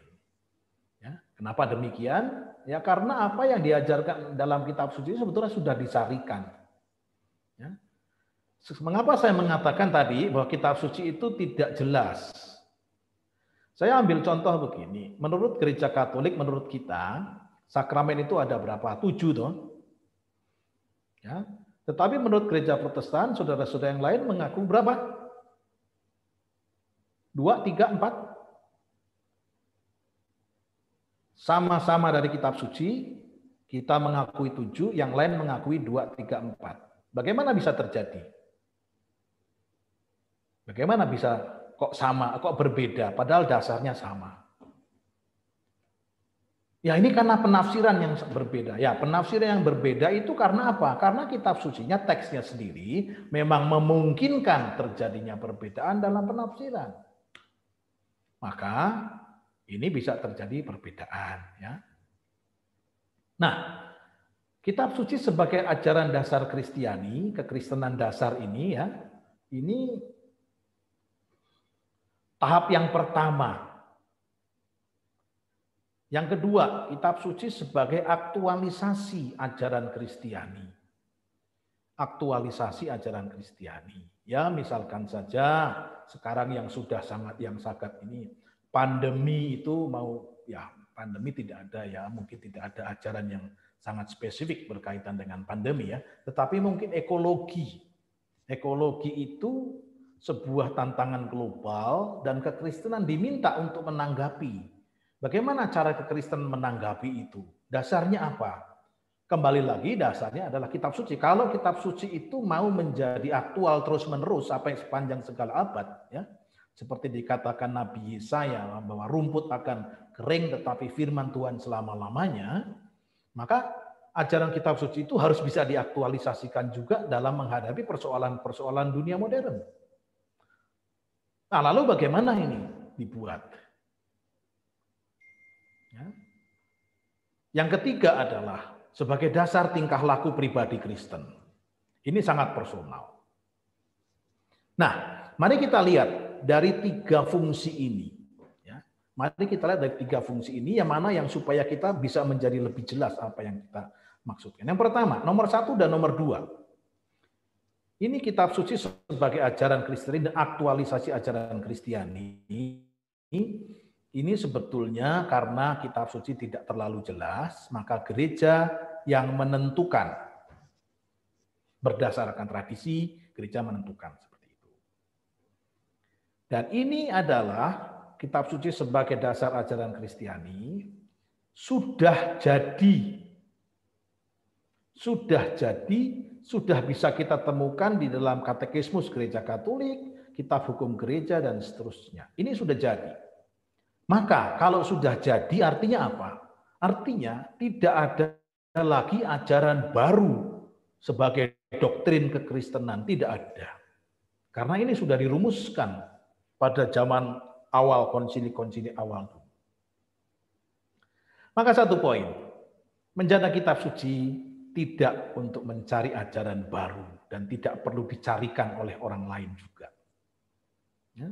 Jadi saya tidak bisa mengatakan misalkan, wah dalam pemahaman saya, pembacaan saya mengenai Injil secara serius,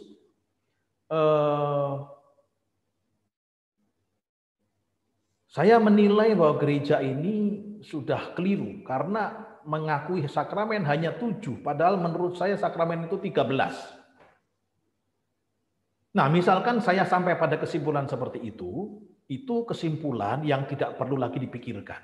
Ajaran mengenai itu sudah jadi dan tidak akan diutak-atik lagi. Demikian juga kalau misalkan ada yang mengatakan berdasarkan pembacaan teks saya, Gereja Katolik mungkin keliru karena sudah membuat sebuah peraturan bahwa orang tidak boleh cerai dan dan perkawinan itu hanya monogami. Ya, ini sudah jadi sejak dulu. Jadi ini bukan lagi ajaran baru dan tidak perlu diterima sebagai ajaran baru. Ya. Demikian juga yang aktualisasi sebetulnya juga tidak perlu lagi dipahami. Ini bukan urusan kita. Misalkan saja saya ambil contoh tadi, ketika gereja mau menanggapi masalah tantangan ekologi, tantangan global mengenai ekologi, lalu kita mencari apa yang dibuat, apa yang harus diajarkan, dasarnya pasti ke kitab suci, dengan semacam penelitian interdisipliner dari disiplin-disiplin ilmu lain, lalu akhirnya dirumuskanlah ajaran Kristen mengenai ekologi. Ini ajaran ini kemampuan dan kuasa merumuskan ajaran Kristen mengenai ekologi ini juga di luar kemampuan kita sebetulnya. Paling-paling yang bisa adalah kuasa mengajar gereja atau magisterium, baik tingkat paling tinggi atau pada keuskupan di mana para bapak askup juga mempunyai kuasa mengajar, tetapi bukan secara pribadi. Ya. Jadi yang pertama dan yang kedua ini membaca kitab suci bukan secara pribadi. Lalu tinggal yang ketiga kalau gitu. Dalam ketiga ya pedoman hidup umat Kristen. Disinilah berlaku firman-Mu itu pelita bagi kakiku dan terang bagi jalanku, Mazmur 119 atau 105. Maka menurut saya pembacaan pribadi ini ya dalam Lectio Divina misalkan tadi itu ya memberi kesempatan kepada Roh untuk menyapa kita secara personal. Ketika kita membaca sebuah teks yang mungkin sama dengan teman-teman yang lain, kita mungkin disapa secara personal untuk suatu aspek tertentu dalam kehidupan kita. Ya, tetapi ini aspek yang tentu saja bukan sesuatu yang sangat baru, tetapi tetap pedoman hidup umat Kristen. Sebagai orang Kristen ini, sebagai umat Kristiani, bukan sesuatu yang sama sekali baru. Tetapi untuk saya konkret pada waktu itu kita disapa. Ini sebetulnya mungkin yang menjadi. Maka dengan demikian menjadi jelas bahwa pembacaan kitab suci kita sebagai orang beriman itu bukan pada level 1 dan 2. Ini semua sudah jadi dan bukan urusan kita. Tapi level 3 menjadi tingkah laku pribadi Kristiani. Nah ini saya kira harus menjadi penting supaya jangan sampai nanti kelompok-kelompok ini, MBC ini misalkan memunculkan suatu ajaran yang sama sekali berbeda dengan yang diajarkan gereja, itu pasti ada yang tidak beres di situ. Ya. Nah, metode historis kritis untuk mengetahui persis apa yang dulu terjadi, apa yang seandainya mau disampaikan oleh Kristus kalau Kristus hidup pada zaman sekarang menghadapi persoalan seperti itu, ya metode sejarah historis itu berguna untuk pada level 1 dan 2. Kita bisa saja mempunyai pelajaran seperti itu, tetapi tidak dalam kuasa untuk memberikan sebuah pengajaran baru. Lectio Divina nomor berapa? Lectio Divina pada nomor 3. Maka melihat fungsi kitab suci dalam seluruh hidup gereja ini, ya, 1 dan 2 itu berkaitan dengan metode historis kritis tadi, ya. Yang ketiga ini pembacaan pribadi lebih menuju kepada soal Lectio Divina, ya. Jadi doktriner itu 1-2 tidak terlalu banyak, tapi lebih pada spiritual, ya. Maka kalau saya ini dalam liturgi pewartaan sabda ilahi itu adalah homili. Dalam homili itu imam atau pengkhotbah bisa menerangkan atau misteri-misteri iman atau kaidah-kaidah hidup Kristen. Ini berarti moral. Tetapi mari kita sadari bahwa homili itu bersifat komuniter dan umum. Ya, pastor itu memberikan homili dan hanya bisa menyapa secara komuniter dan umum. Pastor tidak mungkin menjawab. Misalkan ada seorang bapak ibu yang selingkuh, itu adalah contohnya dari umatnya sendiri. Anda bisa itu seperti itu. Ya, maka khotbahnya itu pasti bersifat umum dan komuniter. Oleh karena itu, untuk melengkapi supaya kita bisa hidup dari firman, kemungkinan lainnya adalah membaca secara pribadi tadi yang disampaikan dalam artikel 25 Dei Verbum itu tadi. Ya.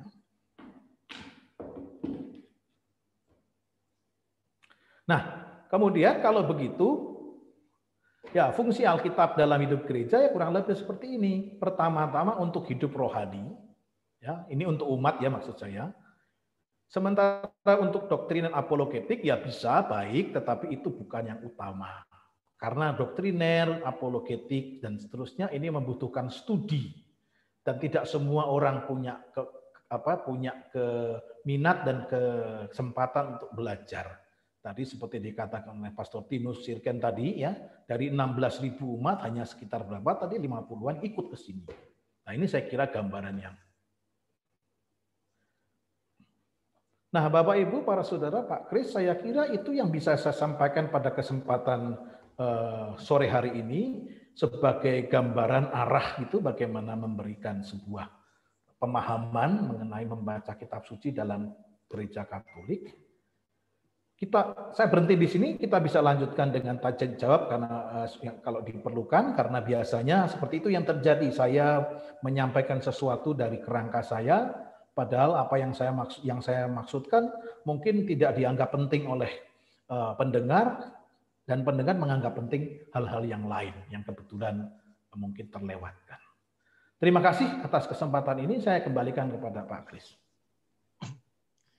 Baik, terima kasih Romo untuk pemaparan materi yang tentunya membuka wawasan kita tentang bagaimana kita seharusnya membaca kitab suci dan juga bagaimana kita menyikapi jika ada perbedaan-perbedaan yang disebabkan karena perbedaan waktu maupun perbedaan jarak. Ya. Nah, itu pemaparan dari Romo Sanjaya. Apakah dari Ibu Bapak ada yang ingin ditanyakan? Karena di chat box juga belum ada yang menulis, mungkin kami persilahkan untuk bertanya langsung dengan meng-unmute dari mic. Silahkan jika ingin bertanya.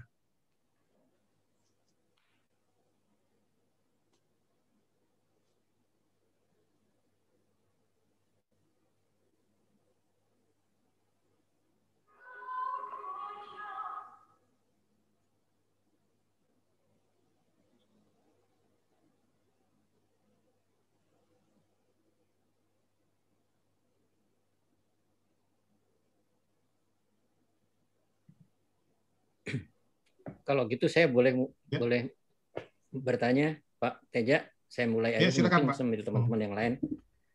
Jadi Romo Indra, saya mau bertanya begini. Tadi kan Romo Indra jelaskan bahwa kitab suci adalah Tuhan sendiri yang memahyukan dirinya di dalam situ.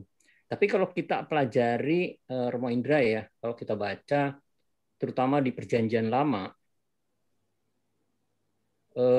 ada histori-histori yang pertanyaan pertama adalah ada ya mungkin histori ya yang berdarah-darah begitu ya, dan pengertian perang, bahkan ada makan orang dan sebagainya, makan anak dan sebagainya.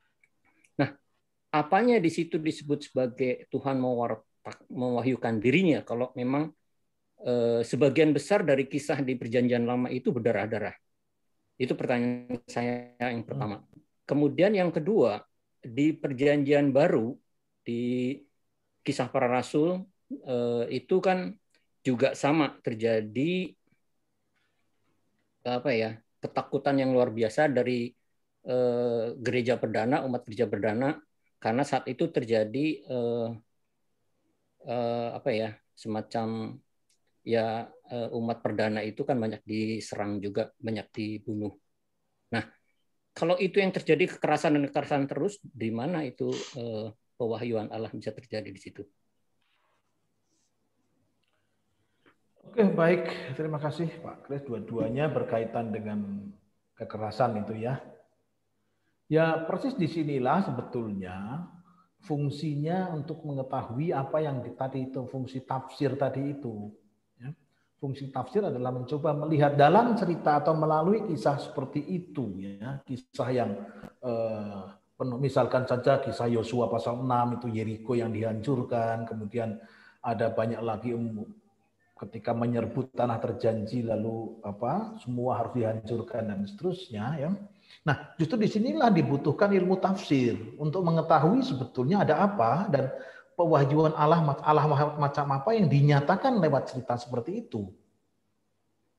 Nah, disinilah yang kadang-kadang orang justru perlu supaya tidak hanya berada pada kisah itu pada level permukaan saja, tetapi mencoba melihat sebetulnya lewat cerita itu Allah macam apa yang ditampilkan, Allah yang seperti apa, Allah yang melindungi, Allah yang senantiasa menjaga orang dalam berbagai macam kesulitan atau apa?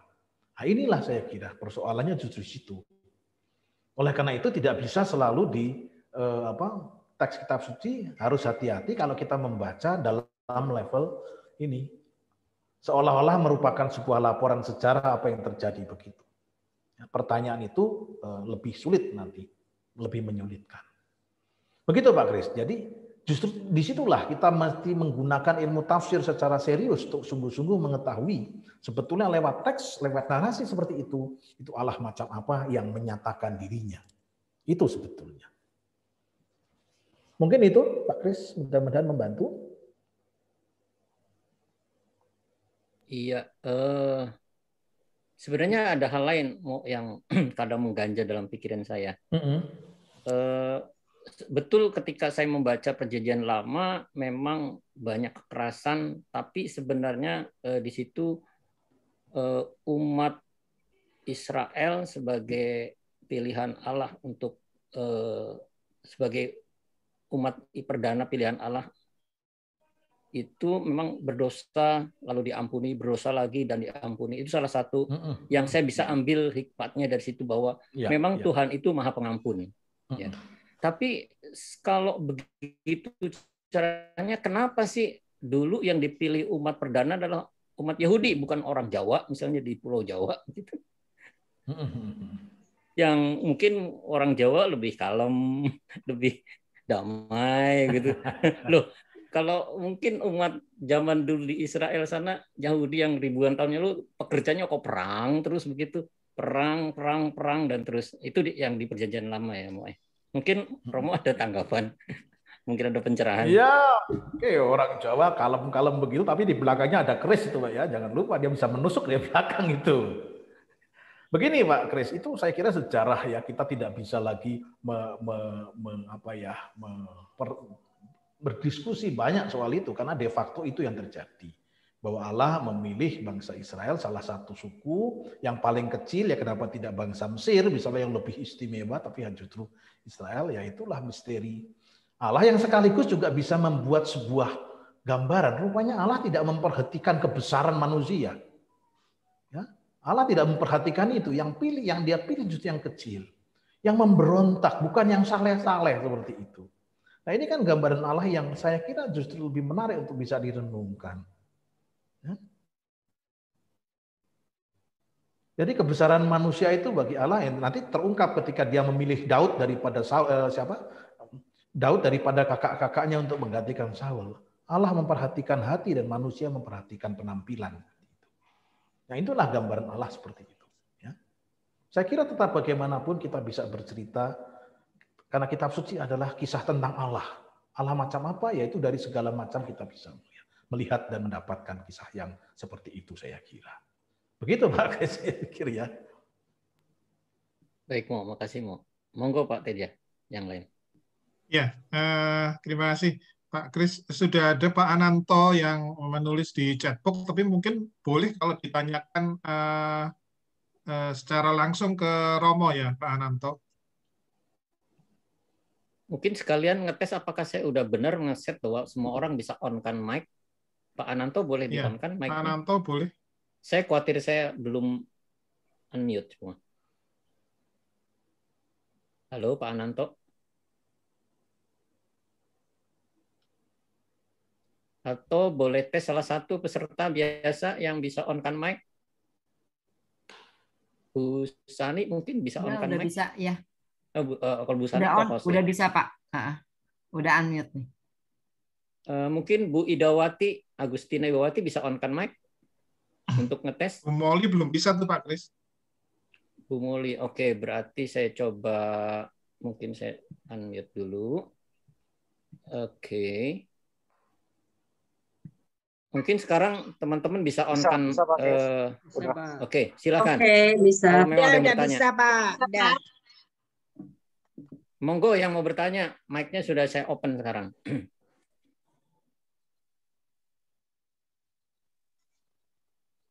Pak Ananto, boleh silakan Pak Ananto. Romo, apakah ajaran gereja itu sudah mengikuti zaman? Kalau ada yang masih kurang, misalnya mengenai internet dan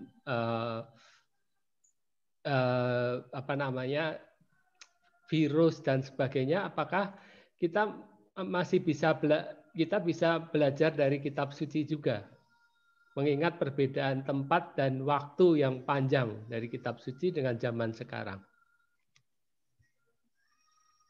Baik. Nah, ini termasuk kalau seandainya kita lihat ya pertanyaan Pak Ananto ini, internet atau virus itu kan zaman dulu nggak ada ya.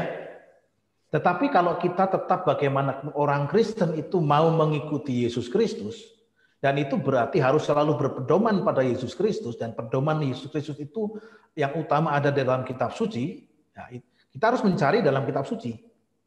Itulah sebabnya kitab suci tadi dikatakan ya dibandingkan dengan rumput bisa kering tapi firman Tuhan akan tetap selama-lamanya. Nah, ini kita masuk pada persoalan nomor 2 yaitu aktualisasi. Aktualisasi ajaran Kristen berdasarkan kitab suci. Bagaimana caranya? Nah, seperti yang tadi saya katakan ya. Tetap dasarnya adalah kitab suci ya, nanti dicari yang mana teksnya, tetapi tidak hanya kitab suci saja karena jelas bahwa internet itu tidak ada dalam kitab suci. Mencari-cari kata internet dalam kitab suci itu nanti malah berbahaya karena tidak ada, sudah tidak ada ya akui saja tidak ada. Ya, kalau enggak bahaya itu nanti cari-cari. Lalu bagaimana kita mencoba ya?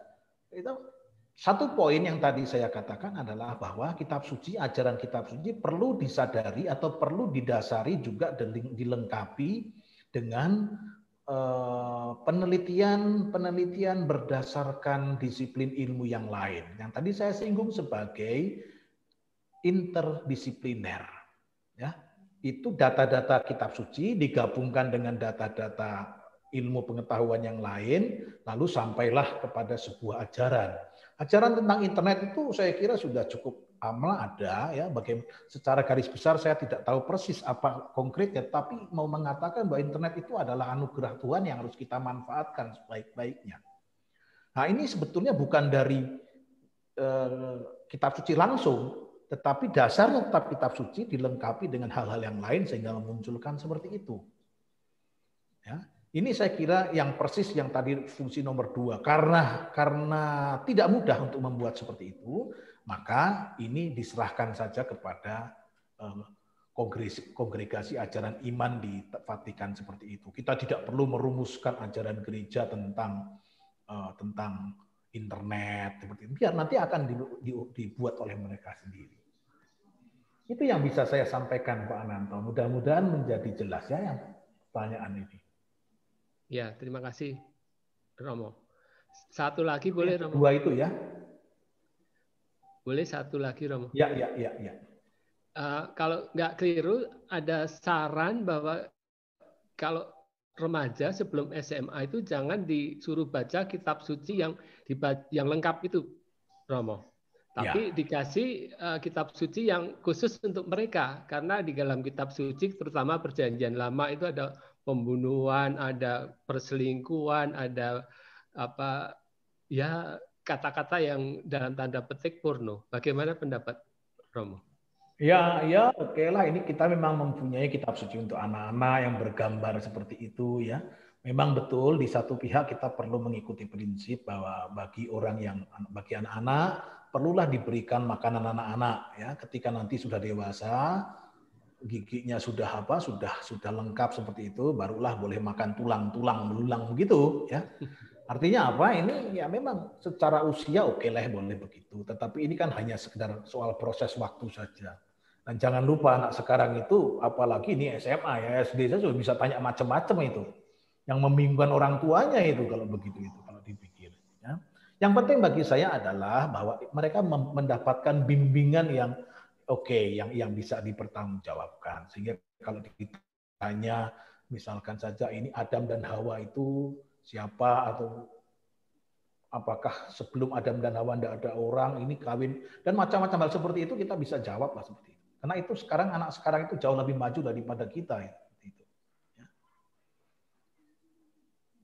Itu ya, mungkin Pak Nanto ya. Jadi saya kira bijak-bijak sajalah untuk berhadapan dengan anak-anak. Yang penting guidance-nya itu bimbingannya saja.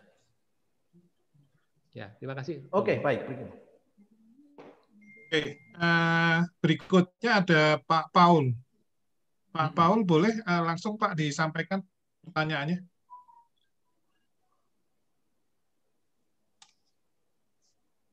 Baik, Pak Romo. Paul, ya silakan.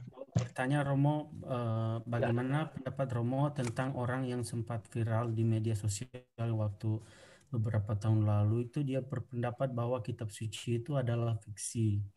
Lalu bagaimana pendapat Romo tentang pendapat orang tersebut? Nah, sebaiknya ya bagaimana juga menurut Romo kita sebagai umat bagaimana kita bisa menanggapinya? Begitu Romo, terima kasih. Baik, terima kasih Pak Paul ya. Oke, ini saya kira tergantung atau persoalan seperti ini bergantung kepada apa yang disebut dengan fiksi itu sendiri, istilah fiksi ya. Kalau fiksi itu dipahami sebagai sama sekali tidak ada rekaan, sama sekali rekaan tidak ada dasar historisnya, nah, saya kira itu juga tidak benar ya. Tapi ada juga cerita-cerita yang ya saya selalu mengatakan, misal mengambil contoh beginilah ya. Misalkan saja kita pernah dengar cerita mengenai karamnya tenggelamnya kapal Titanic itu ya. Itu pernah terjadi sungguh-sungguh toh, sebagai sejarah itu pernah terjadi. Tetapi persoalannya apakah memang di sana itu pada waktu Titanic itu dulu tenggelam ada pasangan yang dimainkan oleh Leonardo DiCaprio sama Kate Winslet itu ya. Ini kan belum tentu gitu loh. Nah, ini bisa ada cerita-cerita fiksi, sedikit berunsur fiksi di sana. Tetapi ada konteks sejarah yang cukup besar seperti itu. Nah, bagaimana kita mau menyikapi seperti itu? Ya, saya kira kita harus sadar saja bahwa kitab suci itu adalah kesaksian, ya, bukan sebuah laporan yang sangat persis rigid seperti itu. Dan itu juga berarti bukan sabda Tuhan di dalam kerangka ya, dalam seperti firman Tuhan yang didiktekan kepada manusia. Bukan itu, ya. Tetapi ini adalah kesaksian yang ditulis oleh manusia yang mendapat inspirasi dari Allah. Nah, kata kuncinya adalah pada kata inspirasi. Apa inti inspirasi? Konsili Vatikan kedua tidak bicara mengenai apa itu konspirasi. Hanya ada inspirasi itu. Ya. Di satu pihak ada inspirasi, di lain pihak dikatakan bahwa para pengarang itu menulis dengan pengarang yang sungguh-sungguh, maka dia punya kebebasan, dia punya kemampuan untuk menggunakan seperti itu. Ya. Jadi harus hati-hati, tetapi kita juga tetap harus sadar daripada secara konkret berhadapan dengan apakah kita mau bereaksi seperti apa, tetapi kita sadar saja bahwa kitab suci itu seperti tadi sudah saya singgung adalah kesaksian. Dan kesaksian ini bukan berarti bukan sebuah sabda Tuhan yang secara secara rigid disampaikan kata per kata hurufiah kepada manusia. Mungkin itu Pak Paul yang bisa saya sampaikan. Ya, mudah-mudahan membantu. Siap Romo, terima kasih Romo. Oke, berikutnya ada Ibu Winda yang katanya mau menyambung pertanyaan dari Pak Ananto. Mungkin boleh disampaikan Bu Winda? Unmute ya. Ini aja sih Romo. Jadi kalau tadi yang dijelaskan yang pas pertanyaan yang tentang internet dari Pak Ananto, kita berarti tafsirnya ya yang berkembang ya. Kalau kitab sucinya kan tetap aja tafsir kita yang jadi yang apa ya? Ya kayak mencoba menyesuaikan dengan zamannya ya.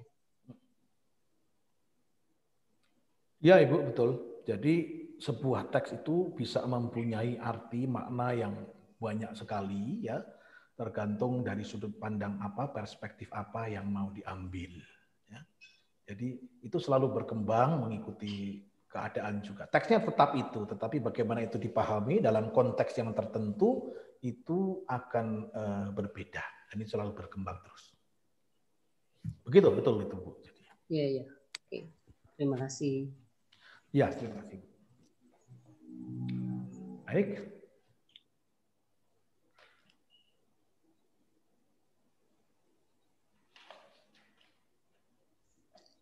Baik. Romo mungkin karena menyinggung tafsir nih, bagaimana ya kalau kita menafsirkan sesuatu, ya, menafsirkan teks, itu kira-kira apa yang kita perlu ketahui supaya penafsiran itu tidak tidak terlalu subjektif gitu, Romo? Iya, baik Pak ya. Pertama yang saya selalu sampaikan juga untuk mahasiswa saya adalah bahwa silahkan membaca teks itu dengan teliti. Mari kita kembali kepada gagasan tadi pada awal ya, bahwa teks kitab suci sebetulnya adalah sharing dari pengarang kepada pembaca. Dia mau mengkomunikasikan apa? Dia mau mengkomunikasikan pengalamannya akan Allah kepada kita. Nah, sebuah komunikasi ini akan lancar kalau apa yang dimaksud, apa yang dikatakan oleh penulis itu ditangkap persis apa yang ditangkap oleh pembaca. Nah, salah satunya adalah mulai dulu dari teksnya itu. Kata-kata yang diambil itu kita paham tidak apa artinya. Jangan-jangan kita tidak paham. Kadang-kadang dilewati, kadang-kadang terlewatkan begitu. Sehingga kalau begitu, itu nanti unsur-unsurnya juga akan ada yang hilang juga. Yang kedua ya kita harus kalau mau lebih lengkap gitu ya kita mulai dengan melihat, membaca untuk mengartikan teks-teks yang kita tidak paham, kata-kata yang tidak paham dalam kerangka seperti itu. Ya, kata apa itu? Misalkan saja nabi itu istilah itu nabi itu apa? Misalkan dinar, 1 dinar upah sedinar itu apa? Itu kan kita perlu ketahui untuk bisa membayangkan juga teks itu.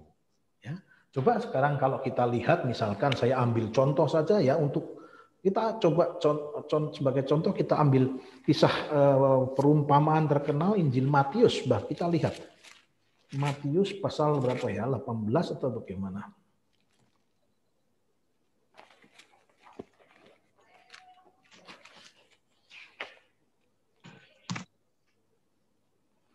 Ya, ini perumpamaan tentang pengampunan itu ya, pengampunan itu.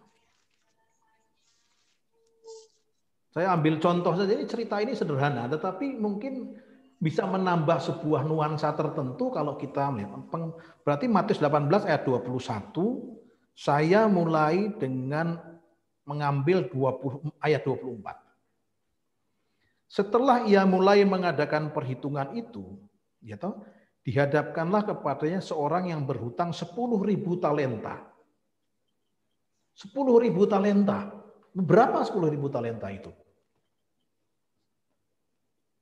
10.000 talenta itu berapa, Pak? Coba kita cari di belakang sekarang kamus Alkitab yang tidak pernah dilihat itu. Ya. Kamus Alkitab kan biasanya tidak pernah dilihat. Coba sekarang kita lihat 1 talenta itu berapa?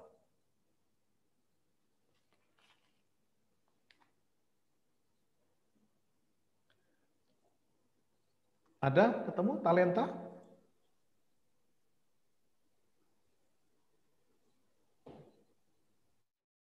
$3.000 sikal. Ya, 3.000 sikal. Lalu dalam perjanjian baru? 6.000 dinar. 6.000 dinar ya. Ini utangnya berapa ini?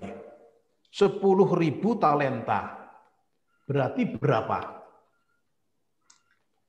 10.000 talenta kali 6.000 dinar itu berarti berapa? 10.000 kali 6.000 ya? 60 juta dinar.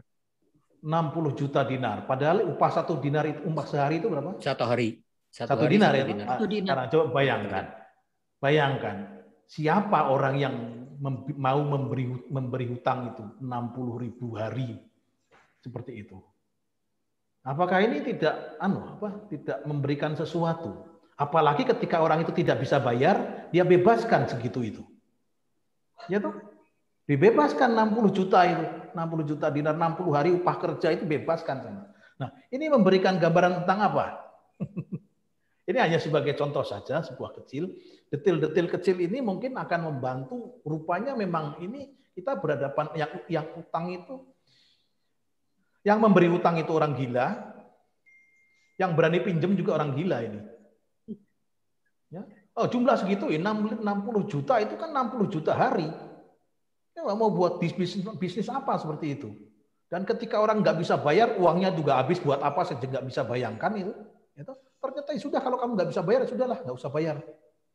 Nah, ini Tuhan Allah macam apa seperti itu? Ya memang kerahiman Tuhan itu memang kerahiman yang agak sedikit merepotkan. Itu contohnya Pak Chris. Informasi yang lain tentu saja bisa dicari di dalam buku-buku yang tersedia. Tetapi bagi saya nomor satu adalah membaca teksnya secara teliti. Kalau ini sudah kita dapatkan, sebetulnya kita sudah mendapatkan. Nah, ini ada komentar itu kalau tidak salah 12 triliun. Itu. Nah, orang biasa pinjam 12 triliun, siapa yang mau kasih gitu.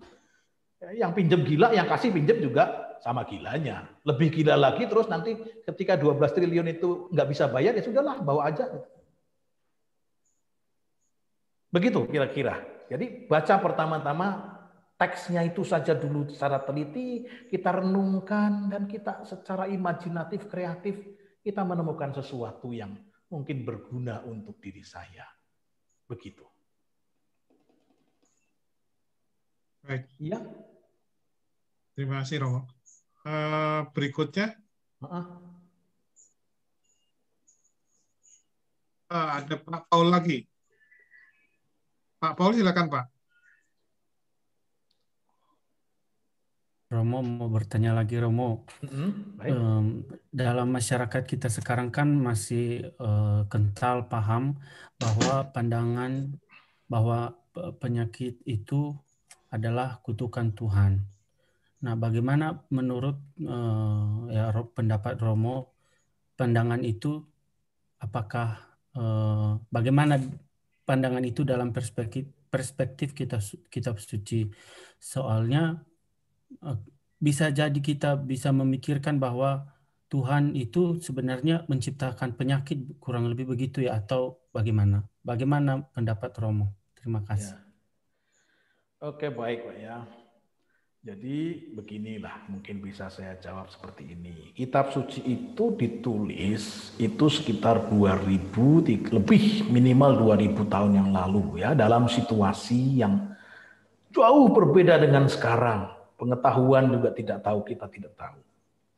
Nah, ketika pada zaman dahulu orang berhadapan dengan suatu ketidaknormalan yang dialami dalam badan, yang katakanlah kita katakan sebagai penyakit, dan kita tidak tahu kenapa hal seperti itu terjadi.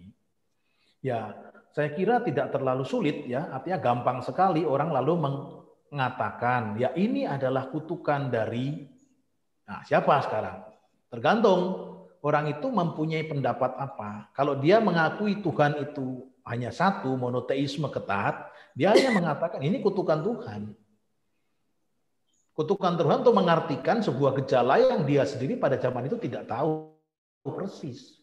Zaman sekarang, orang sudah bisa mengetahui bahwa rupa-rupanya penyakit-penyakit tertentu itu bukan karena datang begitu saja, tapi orang sudah tahu bisa ada sebabnya dan macam-macam. Ini yang tadi saya katakan, mengapa kita perlu untuk memahami persoalan sekarang itu dengan disiplin-disiplin ilmu lain, sehingga tidak begitu saja mengalihkan kepada Tuhan.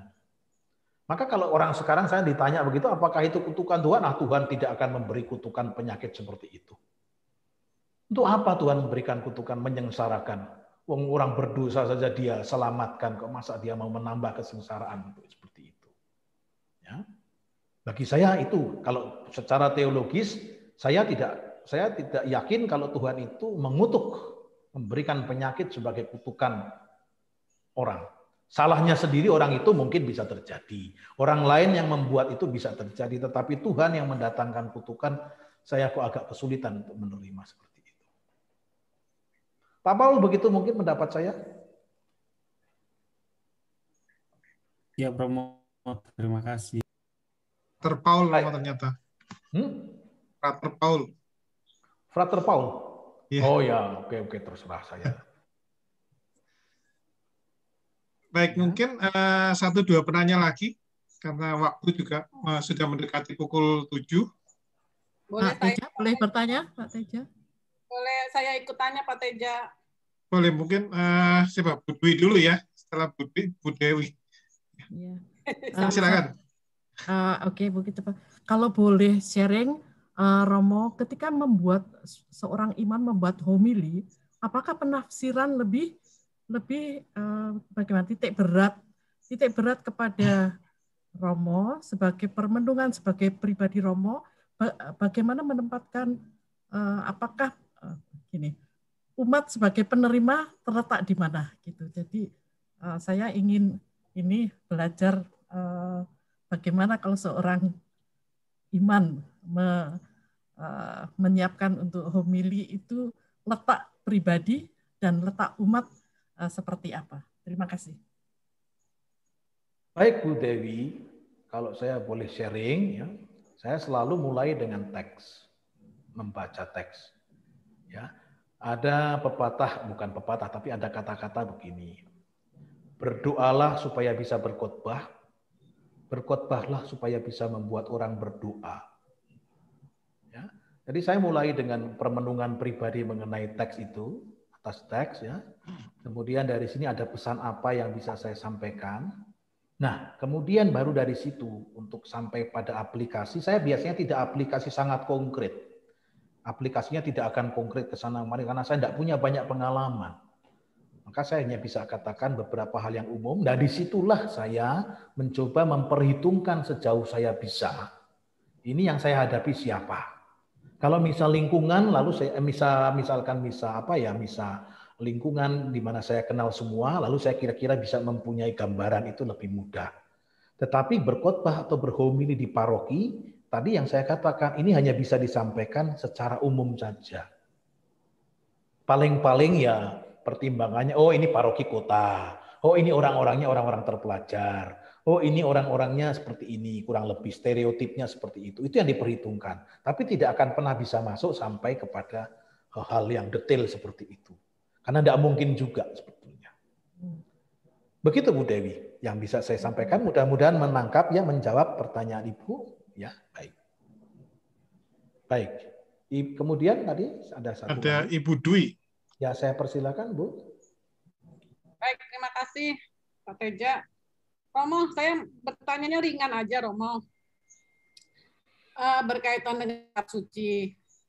Kan saya di lingkungan sebagai fasilitator. Di bulan September itu, kenapa bulan kitab suci nasional itu diadakan setiap bulan September, Romo? Jadi jikalau nanti ada pertanyaan, saya bisa menjawabnya benar gitu loh. Jadi sesuai dengan dari Romo, dan nanti kita sampaikan ke misalkan dari umat lingkungan atau siapa yang teman yang bertanya atau keluarga saya sendiri bertanya, kenapa bulan kitab suci itu di bulan September? Kenapa nggak di bulan lain? Kalau bulan Maria kan ada di Mei, bulan Maria, Rosario di Oktober, ada 2 gitu, Pastor. Nah, jadi jadi pertanyaan saya, kenapa bulan kitab suci nasional ini diadakan di bulan September, Pastor? Kenapa tidak dalam 1 tahun berapa kali diadakan atau gimana? Terima kasih, Romo. Ya, baik, Bu Dwi. Pertama, asal-usulnya hari Minggu Kitab Suci, asal-usulnya yang sekarang kita punya adalah Bulan Kitab Suci Nasional, ya, BKSN.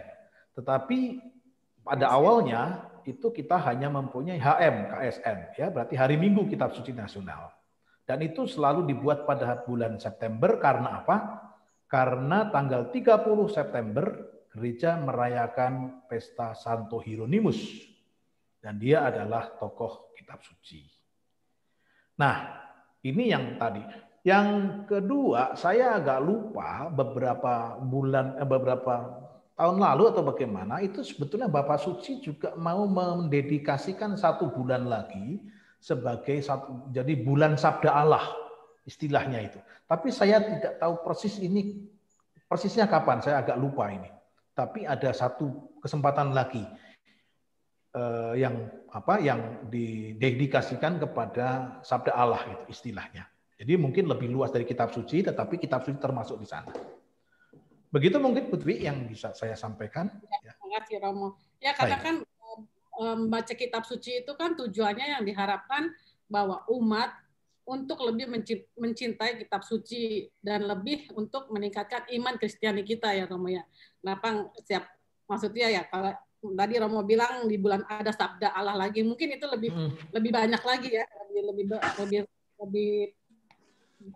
lebih menambah lagi gitu ilmu kita gitu. Terima kasih Romo. Baik, sama-sama Ibu. Ya. Oke, apakah masih ada yang ingin bertanya? Oh.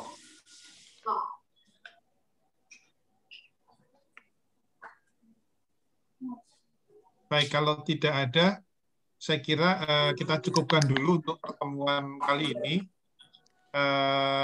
Saya akan kembalikan waktu kepada Ibu Reni selaku MC dari acara ini. Silakan Bu Reni. Ya. Stop.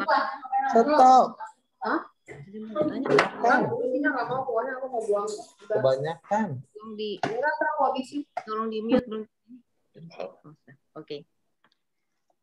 Ya, pertama-tama terima kasih kepada Romo Indra Sanjaya atas pemaparannya mengenai bagaimana ya kita umat Katolik ini membaca kitab suci. Juga kepada Bapak Teja sebagai moderator. Terima kasih. Nah, peserta di sini seperti tadi sudah disampaikan adalah beberapa adalah mereka yang sudah mengenal maupun mendalami kitab suci, baik dia melalui EJ, Emmaus Journey, CAP, KPKS, atau kursus-kursus yang lain, mungkin juga seminar-seminar, juga maupun dari pendalaman iman. Nah, mungkin di sini ada yang merasa ini suatu hal, pemaparan dari Romo adalah suatu hal yang baru, ada juga mungkin yang sudah tahu. Tapi apapun itu, pemaparan Romo ini sungguh menambah wawasan bagi kami semua. Sekali lagi, terima kasih Romo. Ya, sungguh luar biasa ya. Baik. Foto. Bapak, Ibu, dan saudara-saudari. Nah ini. Oh, sudah foto belum? Belum, Bu. Belum. Oh, iya. Setelah ini kita berfoto dulu ya. Ya, sebelum doa penutup ya. Pak Kris, boleh berfoto? Boleh, nanti saya foto ya. Bapak Ibu mohon dibuka videonya, kameranya. Lihat kamera masing-masing. Ini ada 3 halaman ya. Jadi ada 3 kali foto. Oke, silakan lihat kamera masing-masing. Saya foto halaman pertama.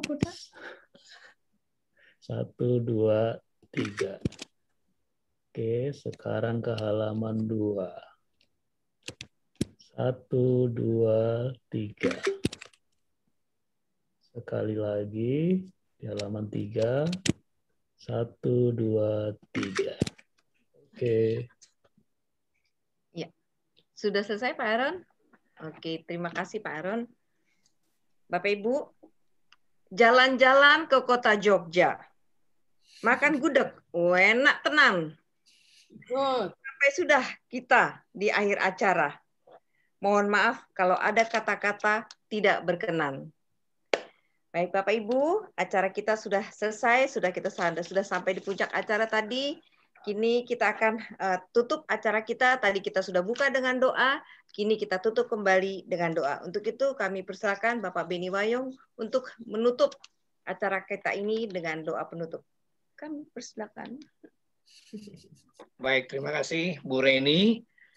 Selamat malam Romo Indra Sanjaya dan juga semua teman-teman dari pencipta Alkitab, sahabat Alkitab. Kita akan tutup dengan doa pada pertemuan hari ini, hari yang bersejarah ya. Mari kita hening sejenak. Mari kita buat tanda kemenangan kita dalam nama Bapa dan Putra dan Roh Kudus. Amin. Allah Bapa yang Maha Baik dan Maha Pengasih, Engkau yang bertahta di dalam surga, kami mengucap syukur dan berterima kasih kepadamu atas penyertaan-Mu, atas perlindungan-Mu, sehingga acara pembukaan Megusin Bible Club pada hari Minggu ini, tanggal 18 April tahun 2021, berjalan dengan baik dan lancar. Semua yang kami khawatirkan ternyata tidak terjadi, sehingga semua fasilitas, baik jaringan maupun juga PLN, semua berjalan dengan baik. Kami berdoa pula untuk Romo Indra Sanjaya yang Engkau kirim kepada kami. Semoga apa yang kami terima firman-Mu melalui beliau dapat kami jalankan di dalam kehidupan kami ini. Dan kami berdoa pula untuk semua peserta atau anggota Megusin Bible Club agar menjadi saluran berkat bagi semua orang di paroki tercinta Santa Monica ini. Doa ini kami sampaikan dengan pengantaran Putra-Mu terkasih, Tuhan kami Yesus Kristus, Juru Selamat kami. Kemuliaan kepada Bapa dan Putra dan Roh Kudus, seperti pada permulaan, sekarang, selalu, dan sepanjang segala abad. Amin. Santa Monica, doakanlah kami. Amin. Dalam nama Bapa dan Putra dan Roh Kudus. Amin. Terima kasih. Terima kasih semuanya. Terima kasih Romo Indra. Terima kasih Romo. Terima kasih Romo Indra. Terima kasih Bapak Ibu semua. Sampai ketemu. Terima kasih. Sampai ketemu lagi. Sampai ketemu.